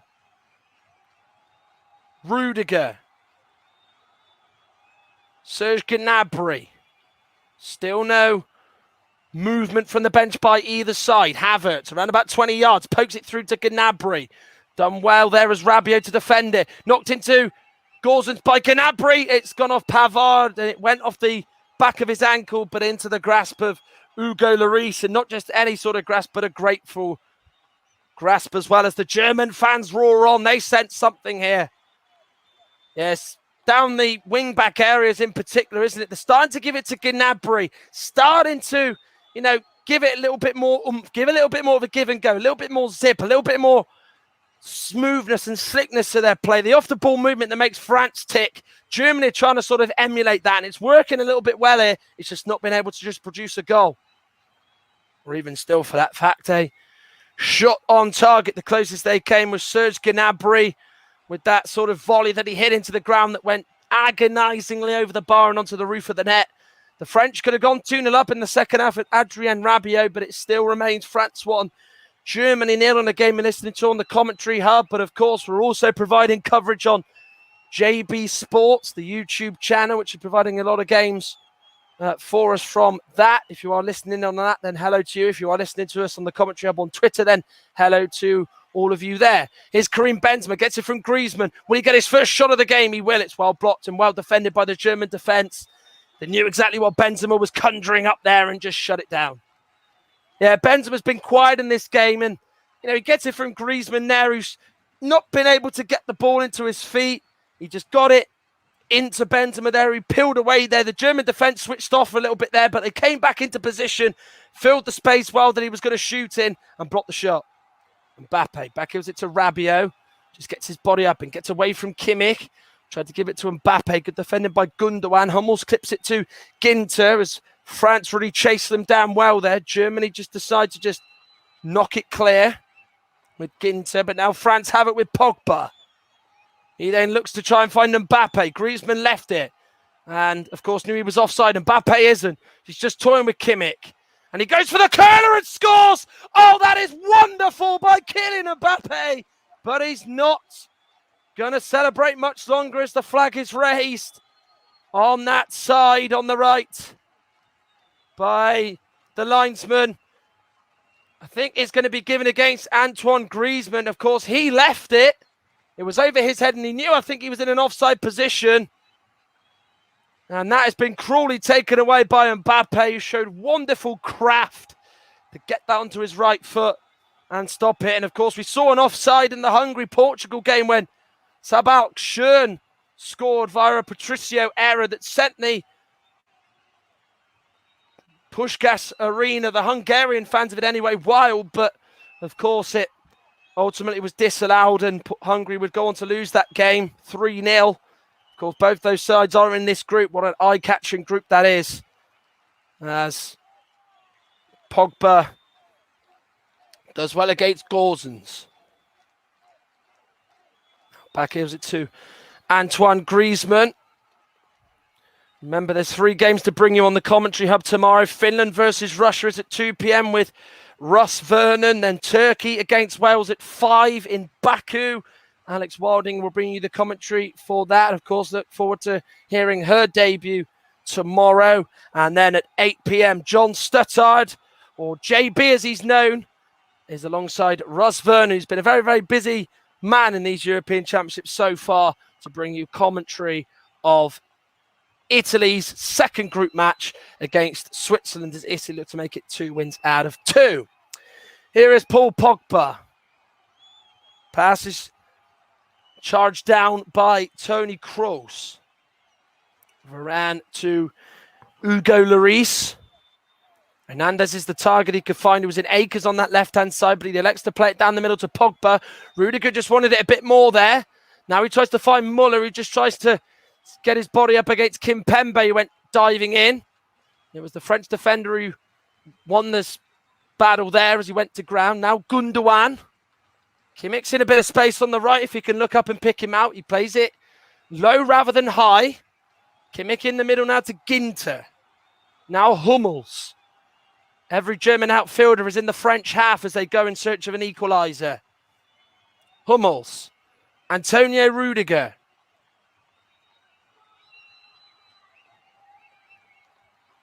Rudiger gets it back from Gosens. Gundogan's in space in the middle. That's who receives it. Now Havertz tries to give it to Gnabry. Does eventually give it to him despite the block happening. Here's Kimmich. Low cross in there. It's got off Hernandez and then Kimpembe has to put it out for a corner. But if anybody is going to do something or get an assist for Germany, it does maybe feel like it's going to be coming from Joshua Kimmich, who's going to take this corner for Germany. High one to the back post. Rudiger attacks it. Lloris then catches it well as Thomas Muller just tried to put him off and put him under pressure. As Lloris then kicks it, looks to try and get Mbappe in behind, but it's defended well by Gosens, who stayed back, acting as the last line of defence.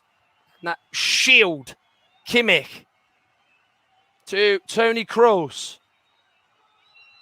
Now to Kai Havertz. Onto his left foot from that right-hand side. Along the floor into the middle, it goes to Gundogan. Germany probing. Havertz gets it from Kroos.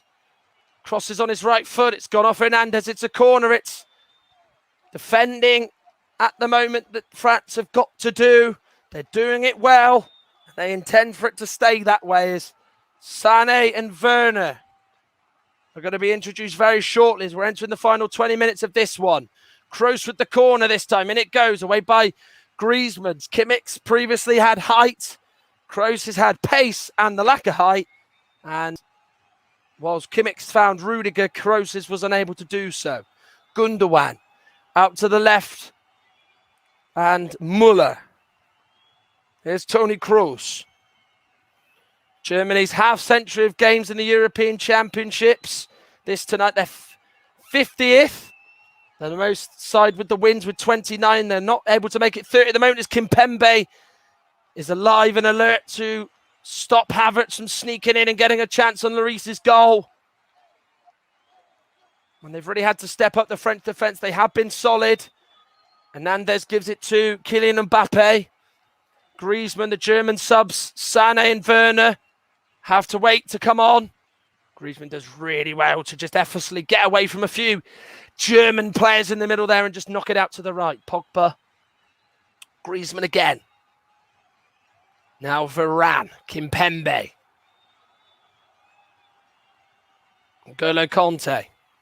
It's not really been a defensive game for him tonight, Kante, and that's not taking it away from him how performance it's been for him, but it's just been one of those. They've played a lot higher, Germany. It's not been through the middle. They've almost played along the French back four more in this second half, and it's just sort of took Kante out of the game.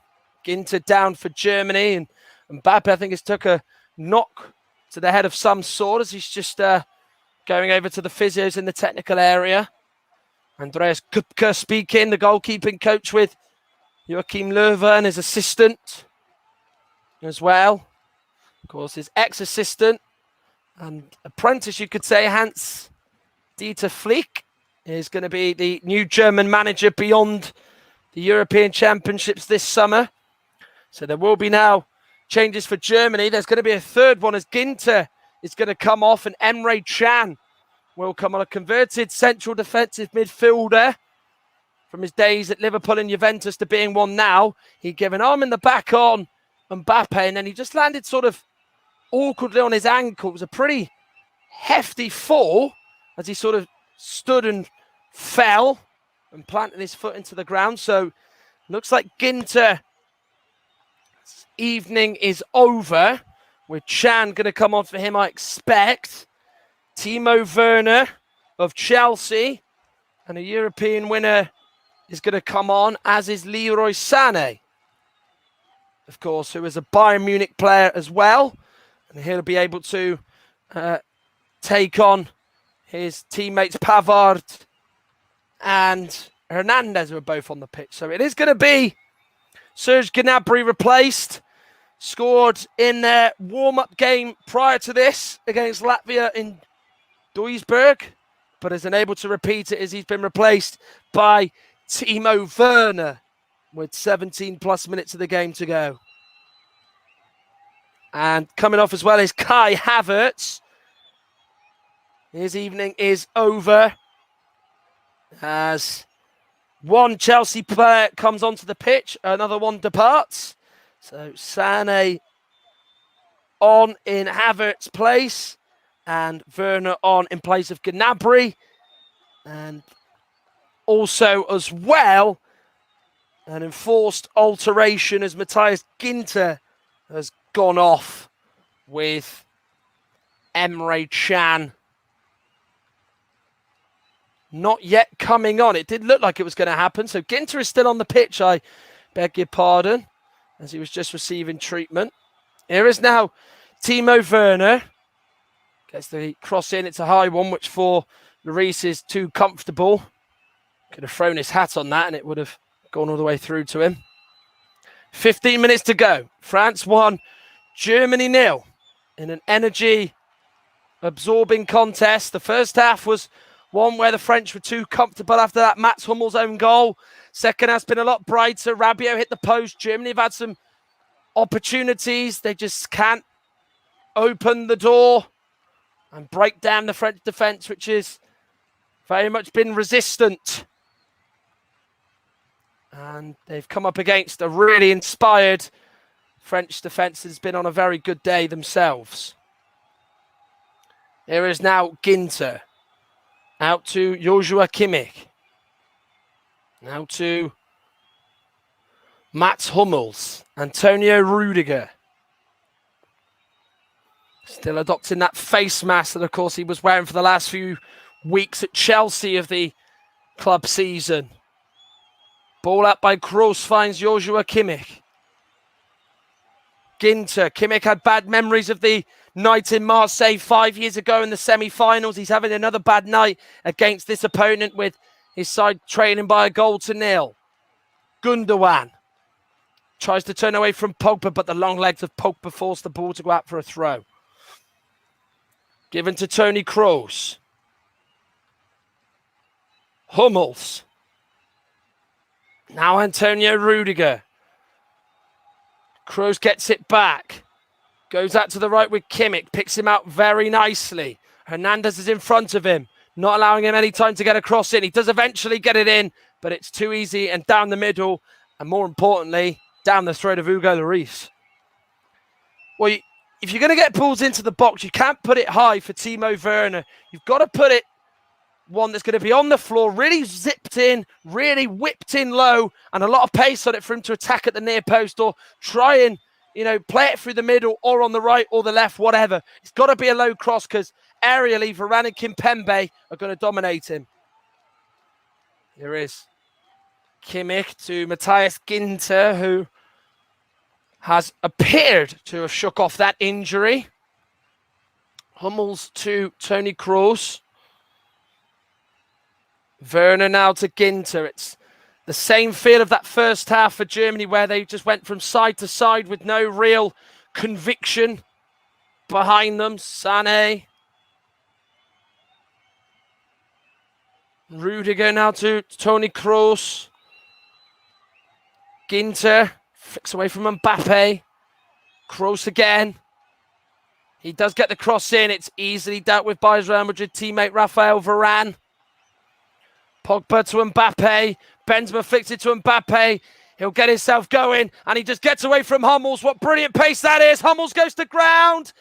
It's not a penalty as Carlos Del Cerro Grande, who had to think about it, waited just a few seconds before he gave it and said that he got the ball. And Germany come away with it as Werner goes down under the challenge from Pavard. But Carlos Del Cerro Grande gives advantage and lets the play continue for the French. Pogba out to Griezmann, who's now almost playing a position on the right-hand side. I think Didier Deschamps is unhappy that a penalty wasn't given and has had a few words with Srđan Jovanović, the Serbian fourth official, who, of course, is in between both managers in their technical areas. As France still lead by a 1-0, but that is what Kylian Mbappe is all about. That pace is quite frightening. It has to be said. He really is somebody that, in a foot race, if he really does get going and gets his strides in quickly, he's going to get there. And Hummels went to ground. He knows in his mind that if he goes in for a challenge like that, he's got to come away with the ball. And he did exactly that and did very, very well to win it. And, of course, he sort of just swooped in from the side, didn't he, to win it as much as anything else. And Carlos Del Cerro Grande had time to think about it and concluded it was not a penalty. Of course, the VAR check would have happened pretty much straight away as well. Kimmich couldn't pick it up to Gundogan. It's gone through to Werner instead, despite the touch from Kante. But then Kante breaks the play up just so easily, so effortlessly, as the ball is now played to Mbappe, who's now coming from the right. Benzema's up there. He gets it back, Mbappe. Now he's in the box on the right-hand side of it. He might tuck it back to the edge of the box. Takes on Rudiger. Cross goes in. Hummels stands up and clears it out to the right with Paul Pogba, who stops it from going out for a throw. Hernandez saying he wants it all on the floor, as is Antoine Griezmann. Pogba's just toying with Toni Kroos, who's done well to win it off him. I think Pogba was looking for a free kick then, perhaps went down a bit too easily. Werner tries to give it to Toni Kroos and instead just gets it out for a throw, as both of them now were just not really on the same wavelength with one another. Well, the challenge is being shown again. Hummels followed Mbappe all the way. Well, that is a penalty. That is a penalty. He touches his foot, and then there is the real contact, and Mbappe was absolutely bewildered at that.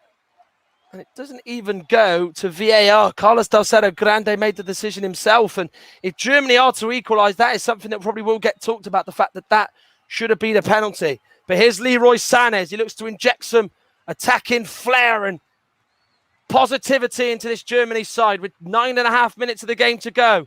They're still 1-0 down and have been since the 22nd minute. Pogba gets under control but slips and then just tries to get back up quickly. He's been slipping a little bit in the last few minutes as the Manchester United midfielder, and then the ball that he plays out to the left is just going to be left by Ginter out for a throw.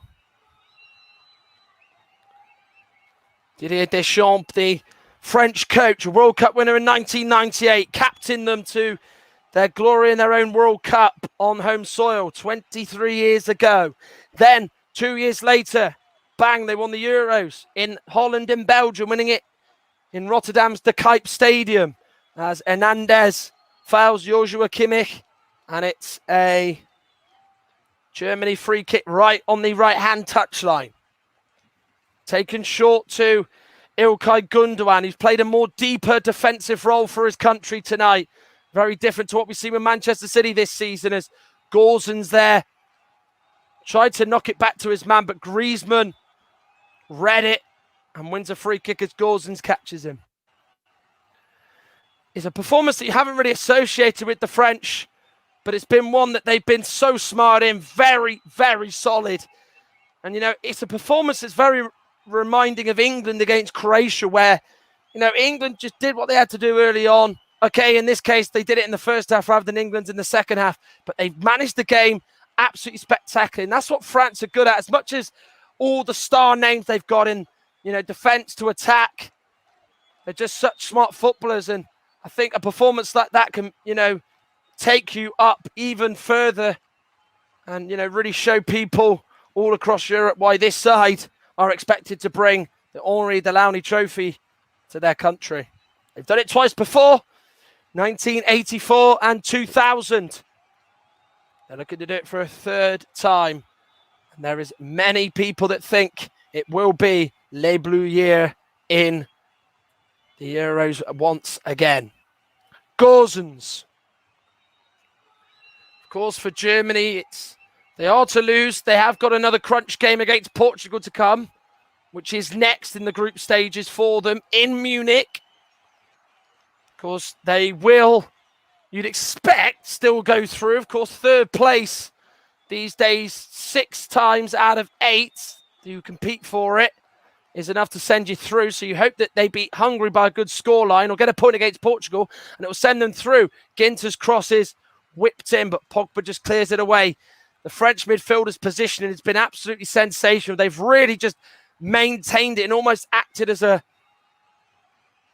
triangle, haven't they, in terms of the positions and the shape and where they've been. Kante, Rabiot and Pogba, they've worked so well as a trio in there and deserve huge credit for it as Germany still come forward.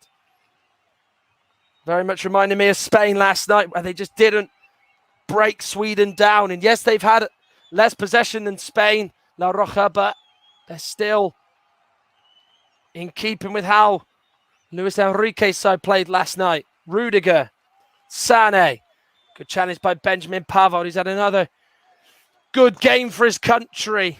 Put his head in where it hurts to not allow Gosens to attack the ball, and did really well to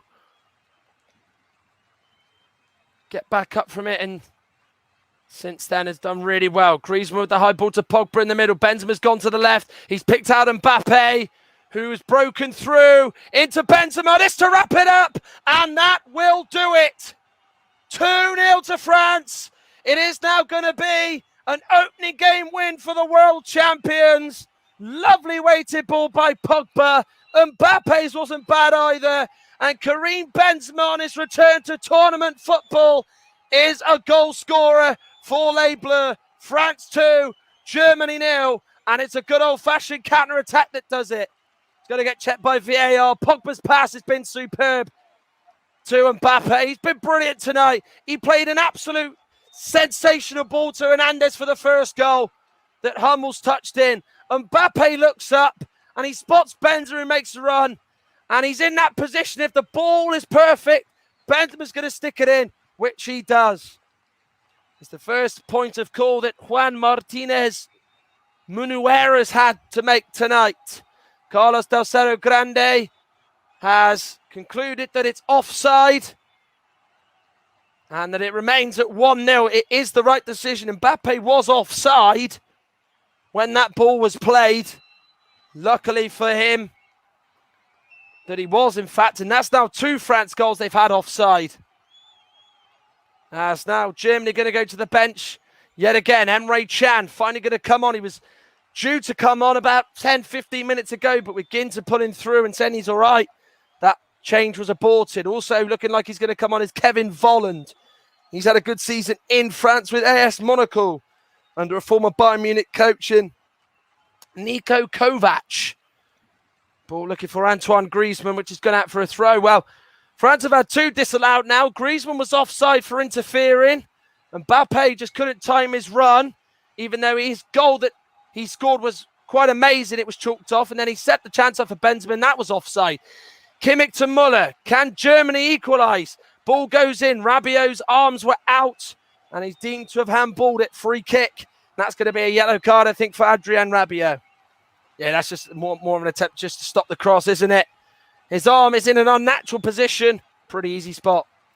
Ginter will now be replaced. That is the change that we did expect around about 10, 15 minutes ago. Emre Can to come on.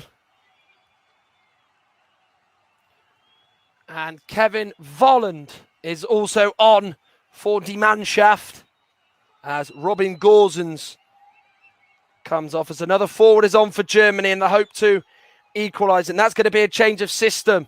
Has it come too late? Kevin Volland, of course, making his European tournament debut, as it is a first tournament for his country. Kroos is going to take Sané's around this as well. It will be Sané, but it's high and over the bar and hits it into those German fans behind Hugo Lloris's goal, as some punch their chair or just are frustrated by that attempt, which was a really poor one. Well, we are talking margins with Mbappe's offside. It might even just come down to his toe more than anything else. As the French will go to the bench, and we will see another Bayern Munich player enter the field of play. Corentin Tolisso will be introduced, and Karim Benzema denied a goal just a few minutes earlier. Has returned to the French side, done okay. Has had to play a different kind of game than what he's used to. And he's come on to try and help France over the line. Tolisso, just to add a bit more security and protection into their midfield as Germany push for an equaliser. Muller pokes it through to Gundogan. Tolisso involved immediately. Touches it up for a corner kick. Saying the last touch was off Gundogan. It was a pretty desperate call, I think, by Tolisso. But it's a corner which Kroos is going to take from the right-hand side. In it swings. It's a poor delivery. It's Griezmann heads away. He's had a field day heading balls out at his near post from the right and the left. Can gives it to Sané. Goes on the inside of Pogba, but he just can't get away from Pogba's advances. Can. Sané coming in from the right, crossing on his left foot's whipped in. Rudiger couldn't flick it behind him. Headed away by Rabiot, I think it was. Gundogan couldn't get it under control. France just about do enough. Rudiger took a fall in the box, but there was no contact or any off-the-ball incident that the referee thinks is enough to give a penalty. There weren't actually appeals from Rudiger, in fact. Muller, he gets the cross in, but it's going to be headed out of play for a goal kick by Kevin Volland, who was tossing and turning, trying to just head that across or even at goal. And Antoine Griezmann, who's almost plays the right wing back in the last 5 minutes, has done enough to see the ball out. As Adrien Rabiot is now down on the floor, as maybe this could be an attempt for the French to just try and slow the pace of the game down and just halt Germany's chances of an equaliser. Is now into stoppage time of this one. You're listening to On the Commentary Hub and, of course, on JB Sports. France 1, Germany 0. It's going to be a frustrating opening night for Germany, but one that's going to be nice for the French as Rabiot still stays down. The camera pans on the German fans who really are unhappy with what Rabiot is doing. Doesn't seemingly look like he's in pain. He's not tensing up. Might just be a case of cramp as 6 minutes have been added on. It was due to that lengthy stoppage from Pavard taking a Pavard taking a whack in the face from Robin Gosens at the back post on the right-hand side. And we are going to see another change for the French very, very shortly. As Rabiot does get back up to his feet. He's just hobbling away. Well, Germany, as I mentioned, have got a pretty impressive record when playing their opening group games of the European Championships. They've beaten Portugal, Poland and Ukraine in the 3 previous ones under Joachim Löw. They've also beaten the Czech Republic twice in 1996 or 1980 when they were known as Czechoslovakia. And they, of course, have drawn against the Netherlands, Romania, of course, the Soviet Union, or CIS as they were known as in 1992, Italy in 1988 and Portugal 0-0 in 1984. Of course, when they were in it in the 70s, they were actually just straight knockout games. The French themselves, like the opening game, they actually are unbeaten as well. They've had a pretty impressive run in the tournament opening games, as much as their opponents have tonight. It was a 2016 win against Romania that set their campaign up and kicking 5 years ago. It's going to be a win as it stands. It's going to see them go joint top alongside Portugal after one game. Kimmich against Rabiot. Has he got enough in his legs to just carry on? Hernandez, another good piece of defending. Really good game he's had tonight. Been a really good standout performer for the French. He's gone down his side again. Kimmich just sneaks in there with the head. Heads it into Muller. He gets the cross in. Varane just volleys it out to his left and out for a Germany throw. France, who've been so well stubborn in not allowing Germany any room or any opportunity to shoot at Lloris's goal. They've got to carry on for another 3 minutes. It's going to feel like an awful long time for Didier Deschamps' side. Stood up, crossed by Chan in the middle to Werner, left by Pavard, and then seen out of play by Griezmann. That will do. As I think there's an offside flag in there as well from Juan Carlos Juste.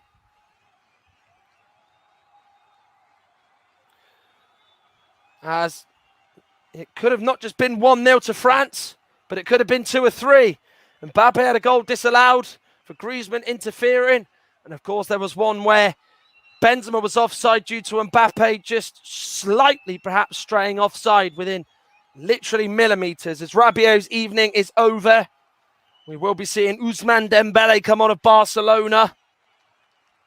He's going to get a run out for 2 minutes or so.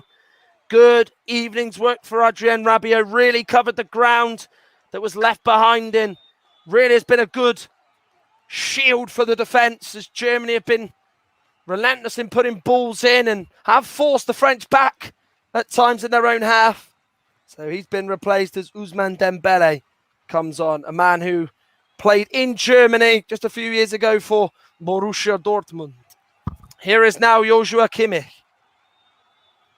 Chan. Searching ball out to the left. Volland to Kroos. Out now to Sané, who slips as he tries to take it under control. And he's just took it out of play for a throw. Well, it's not been a French performance that we thought it was going to be. It's been probably the other end of the coin. And it just shows that with how good they can be going forward defensively, they can be just as strong. They can take great credit for how they've played tonight. Limited and frustrated Joachim Löw's side. Didier Deschamps knows he's nearly there, as are his team. Joachim Löw saying, speed it up, hurry the game up. Saying it to the French players who just want that clock to go down. Sliding in with the challenge there is Mats Hummels, Mbappe. It's never nice to know that you're going to be on the losing side, but you're going to be on the losing side when you've scored an own goal. That just makes it even worse, doesn't it, for Mats Hummels, who's pretty much effectively decided this contest, which has been too close to call. been almost like a chess match, hasn't it? Been a real tactical, engaging watch. As Chan gives it to Sane. Maybe this could be the break that Germany have wanted. Gets away from the challenger, Kimpembe. Goes down Volland with the cross, but it's a poor one. It's rushed, and it's gone out of play for a goal kick. He just rushed it, didn't he? Did Kevin Volland. If he took a touch, he could have shot. He could have even played it low. But he didn't do that. And I think Joachim Löw now knows that this game is beyond Die Mannschaft and his boys. Well, he lost to them 5 years ago in the semi-final in Marseille. They're going to be on the losing side to the French again. In a major tournament, in this one as well. Volland gives it to Neuer, who's had a long way from his goal. First time ball forward. Hummels has gone up from centre-back. Trying to head it back into Volland. Ball forward by Pogba. And Mbappe's chasing, but it's going to not just have enough to go through to him. Instead, Hummels collects, kicks it. Neuer kicks it forward after collecting. It's a deep kick. Going all the way back into the French half with Varane. He was right on the penalty spot. Volland then heads it to Müller. And then it has been headed out for a goal kick. Müller just wants to put the ball on the spot and hurry it up for the French. We're now 7 minutes in. 1 minute over the original stoppage time. The French fans wave their flags, their scarves in the air, those retro shirts, their new shirts on. As the French have done it now, surely. It's just a matter of the whistle from the Spanish referee, Carlos del Cerro Grande, and it's still we wait. And it's just a French throw. Paul Pogba. His header flicked off the face of Antonio Rudiger.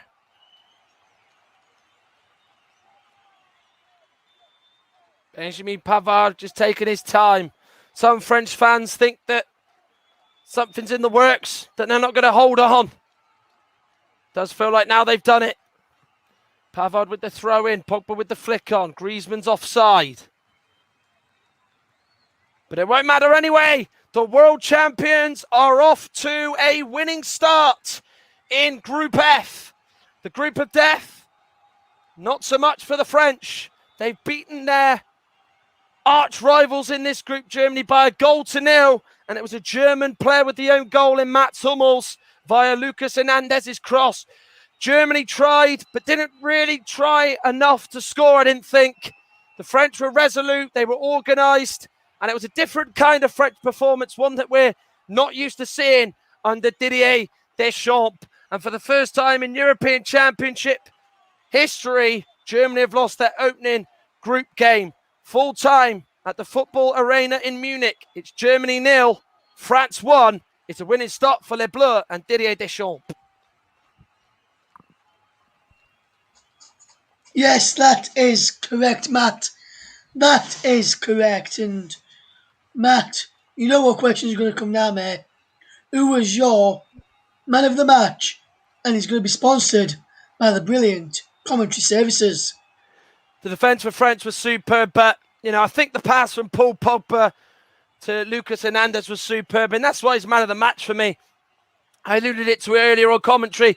When he plays for France, he's a different animal. He looks at home, he's more natural, and, you know, he just looks such a slick player. And, you know, yes, at Manchester United, he's improved his game, but for me, when he plays for France, there's a lot more responsibility, and he thrives on it. He plays on it, and I think he's so important to this French team. He was a really good trio with Rabiot and Kante tonight that stopped the Germans really playing, get their game going in their free-flowing football. So I think for me, he was absolutely outstanding and deserves a lot of credit. So for me, he's man of the match that's been sponsored by Commentary Services.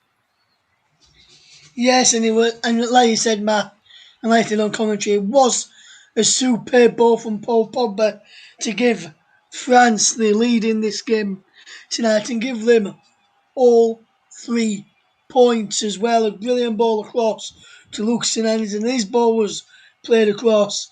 As we mentioned at half time, if he wasn't Hummels getting on the end of it, Kylian Mbappe would have got on the end of it.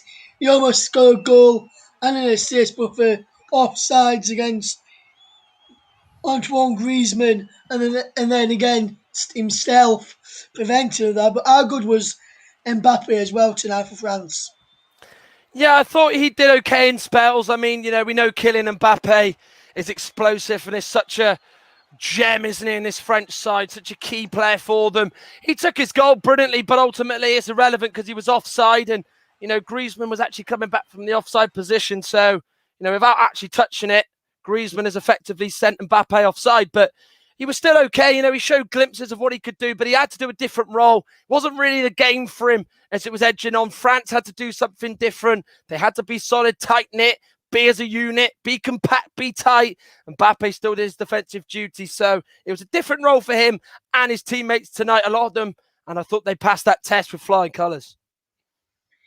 Yes, and also matters is come to an end of match day 1 now in all of the groups. Which team so far for you has stood out as the ones to watch going into match day 2 of the Euro 2020 campaign starting tomorrow? Well, I think for me, the most impressive, I'd have to say, I think was Italy. I think, Turkey were, very hell-bent on being very defensive. We've seen that in a few games. Sweden, Finland, of course, have tried to do the tactic. And Italy just, played too quickly and too fast for them in the second half. I thought that, Barella, Spinazzola and Insigne were real sharp for the Italians and really caused a lot of problems to Turkey. And I think with the group they've got Switzerland tomorrow. Of course, you'll be on co-commentary with John Stuttard. And I think for me, they've been impressive. I think honourable mentions, I thought England on the defensive side were good. I thought Portugal looked strong. I think France defensively, Belgium going forward. So, in terms of the bigger sides, not too much of a surprise. So I think match day 2 is very interesting to see. As no side for me yet, it's really peaked into their overall game and how good they can be. So it's going to be very interesting in these next set of matches and these next sort of 4 days of competition. Yes, indeed, Matt. It will, mate. It will indeed. Mike Horniman, while you were speaking about yours, he says he's given his, who he thinks have been the standout teams from match day 1 in these European Championships 2020 Euro 2020, which has been delayed. And he's going to say either Italy or Portugal for him. And you can see why he's gone with both of those two sides after good wins for both sides in their opening matches at Konya, Matt. Yeah, absolutely. Yeah, I mean, that both sides have been strong, and if they can, play well without having to really do a lot to win, I think that it does put them in really good stead moving on into the tournament and progressing. Yes, so we'll just finish on tonight's game before we wrap up and say our goodbyes. And if you just look at the sides today, the French have got the 1-0 win courtesy of that own goal from Mats Hummels. But which manager do you think will have been impressed with their side more tonight? Will it be Didier Deschamps or would it be Joachim Löw? There's only one answer, and that's Didier Deschamps, because obviously, the French, for me, stand out because of their attacking players. But, Presnel Kimpembe, I think, has developed into a really top-class centre-back over the last few years. I think Varane is still at the top of his game. The full-backs he's got in Pavard and Hernandez provide so much balance defensively and going forward. And tonight's just proved the French public and everybody else that, they can win the tournament by playing like that. And it's, for me, it's kind of made them go from being favourites to win it to clear favourites. And I think there's a lot of sides you've got to look at that, and they've got to see how good that defensive display was, as well as being very effective on the break and the counter, as they had to do tonight, and say, do you know what? We have got that in our armour. You've got those attacking talents, but it's what we can do at the back as well. And full credit for them for that, because it was a different kind of performance they had to give in. You didn't expect it outside of the game and what we thought. So, yeah, good performance from France. And I think a lot of people have probably taken note of their other aspect and their game management, which I said was a real feature of why they did win in Russia 3 years ago as well. Yes, indeed, Matt. Yes, indeed. And thank you very much for your excellent commentary once again. And tonight, Matt, we actually brought you a goal as well. And brilliant feeling. Can't wait for more. Yes, and Michael, just I'm going to end with this point from Mike Ornament here as well. It says, almost bar the own goal, had a very good game for Germany. Arsenal to be the difference between the two sides. And that's what you kind of alluded to towards the end of your commentary. And Yeah, and I mean, just to sort of, when I said that, I mean, I was saying it not in terms of how bad he was, because, he probably gave a penalty away for me, but in terms of the difference, he scored the own goal. That's what the difference was effectively. There was 2 offside goals. I think they were probably just about right decisions that were given by the officials, but it was the difference. His own goal put the ball in the net. And, I take Mike's point entirely. I thought we did have a good game in spells. And, largely was good, but he did have a few shaky moments. But yeah, and when I say the difference, I mean it in terms of, the own goal more than anything else, which he could not do a lot about, to be honest. And to be fair, I don't want to admit this, but what a finish it was from him. yes, striker's finish it was indeed from Matt Hummels tonight. And from everyone here, the commentary, thank you for some great commentary from yourself for the past 2 days. And finally, you've managed to commentate on a goal, Matt, which he said was a great feeling. Just want to say to the people who are listening over on the YouTube feed, Twitter, and Twitch, we'll be back tomorrow with with more great commentaries on the way. And if you've been listening tonight on the brilliant Storm FM, stay tuned as Mike Ornament is standing by to bring you a couple of hours of music to take you through the rest of the evening. So from all of us here at the Commentary Hub, thank you very much for listening. We'll see you again very, very soon. And from all of us here, good night.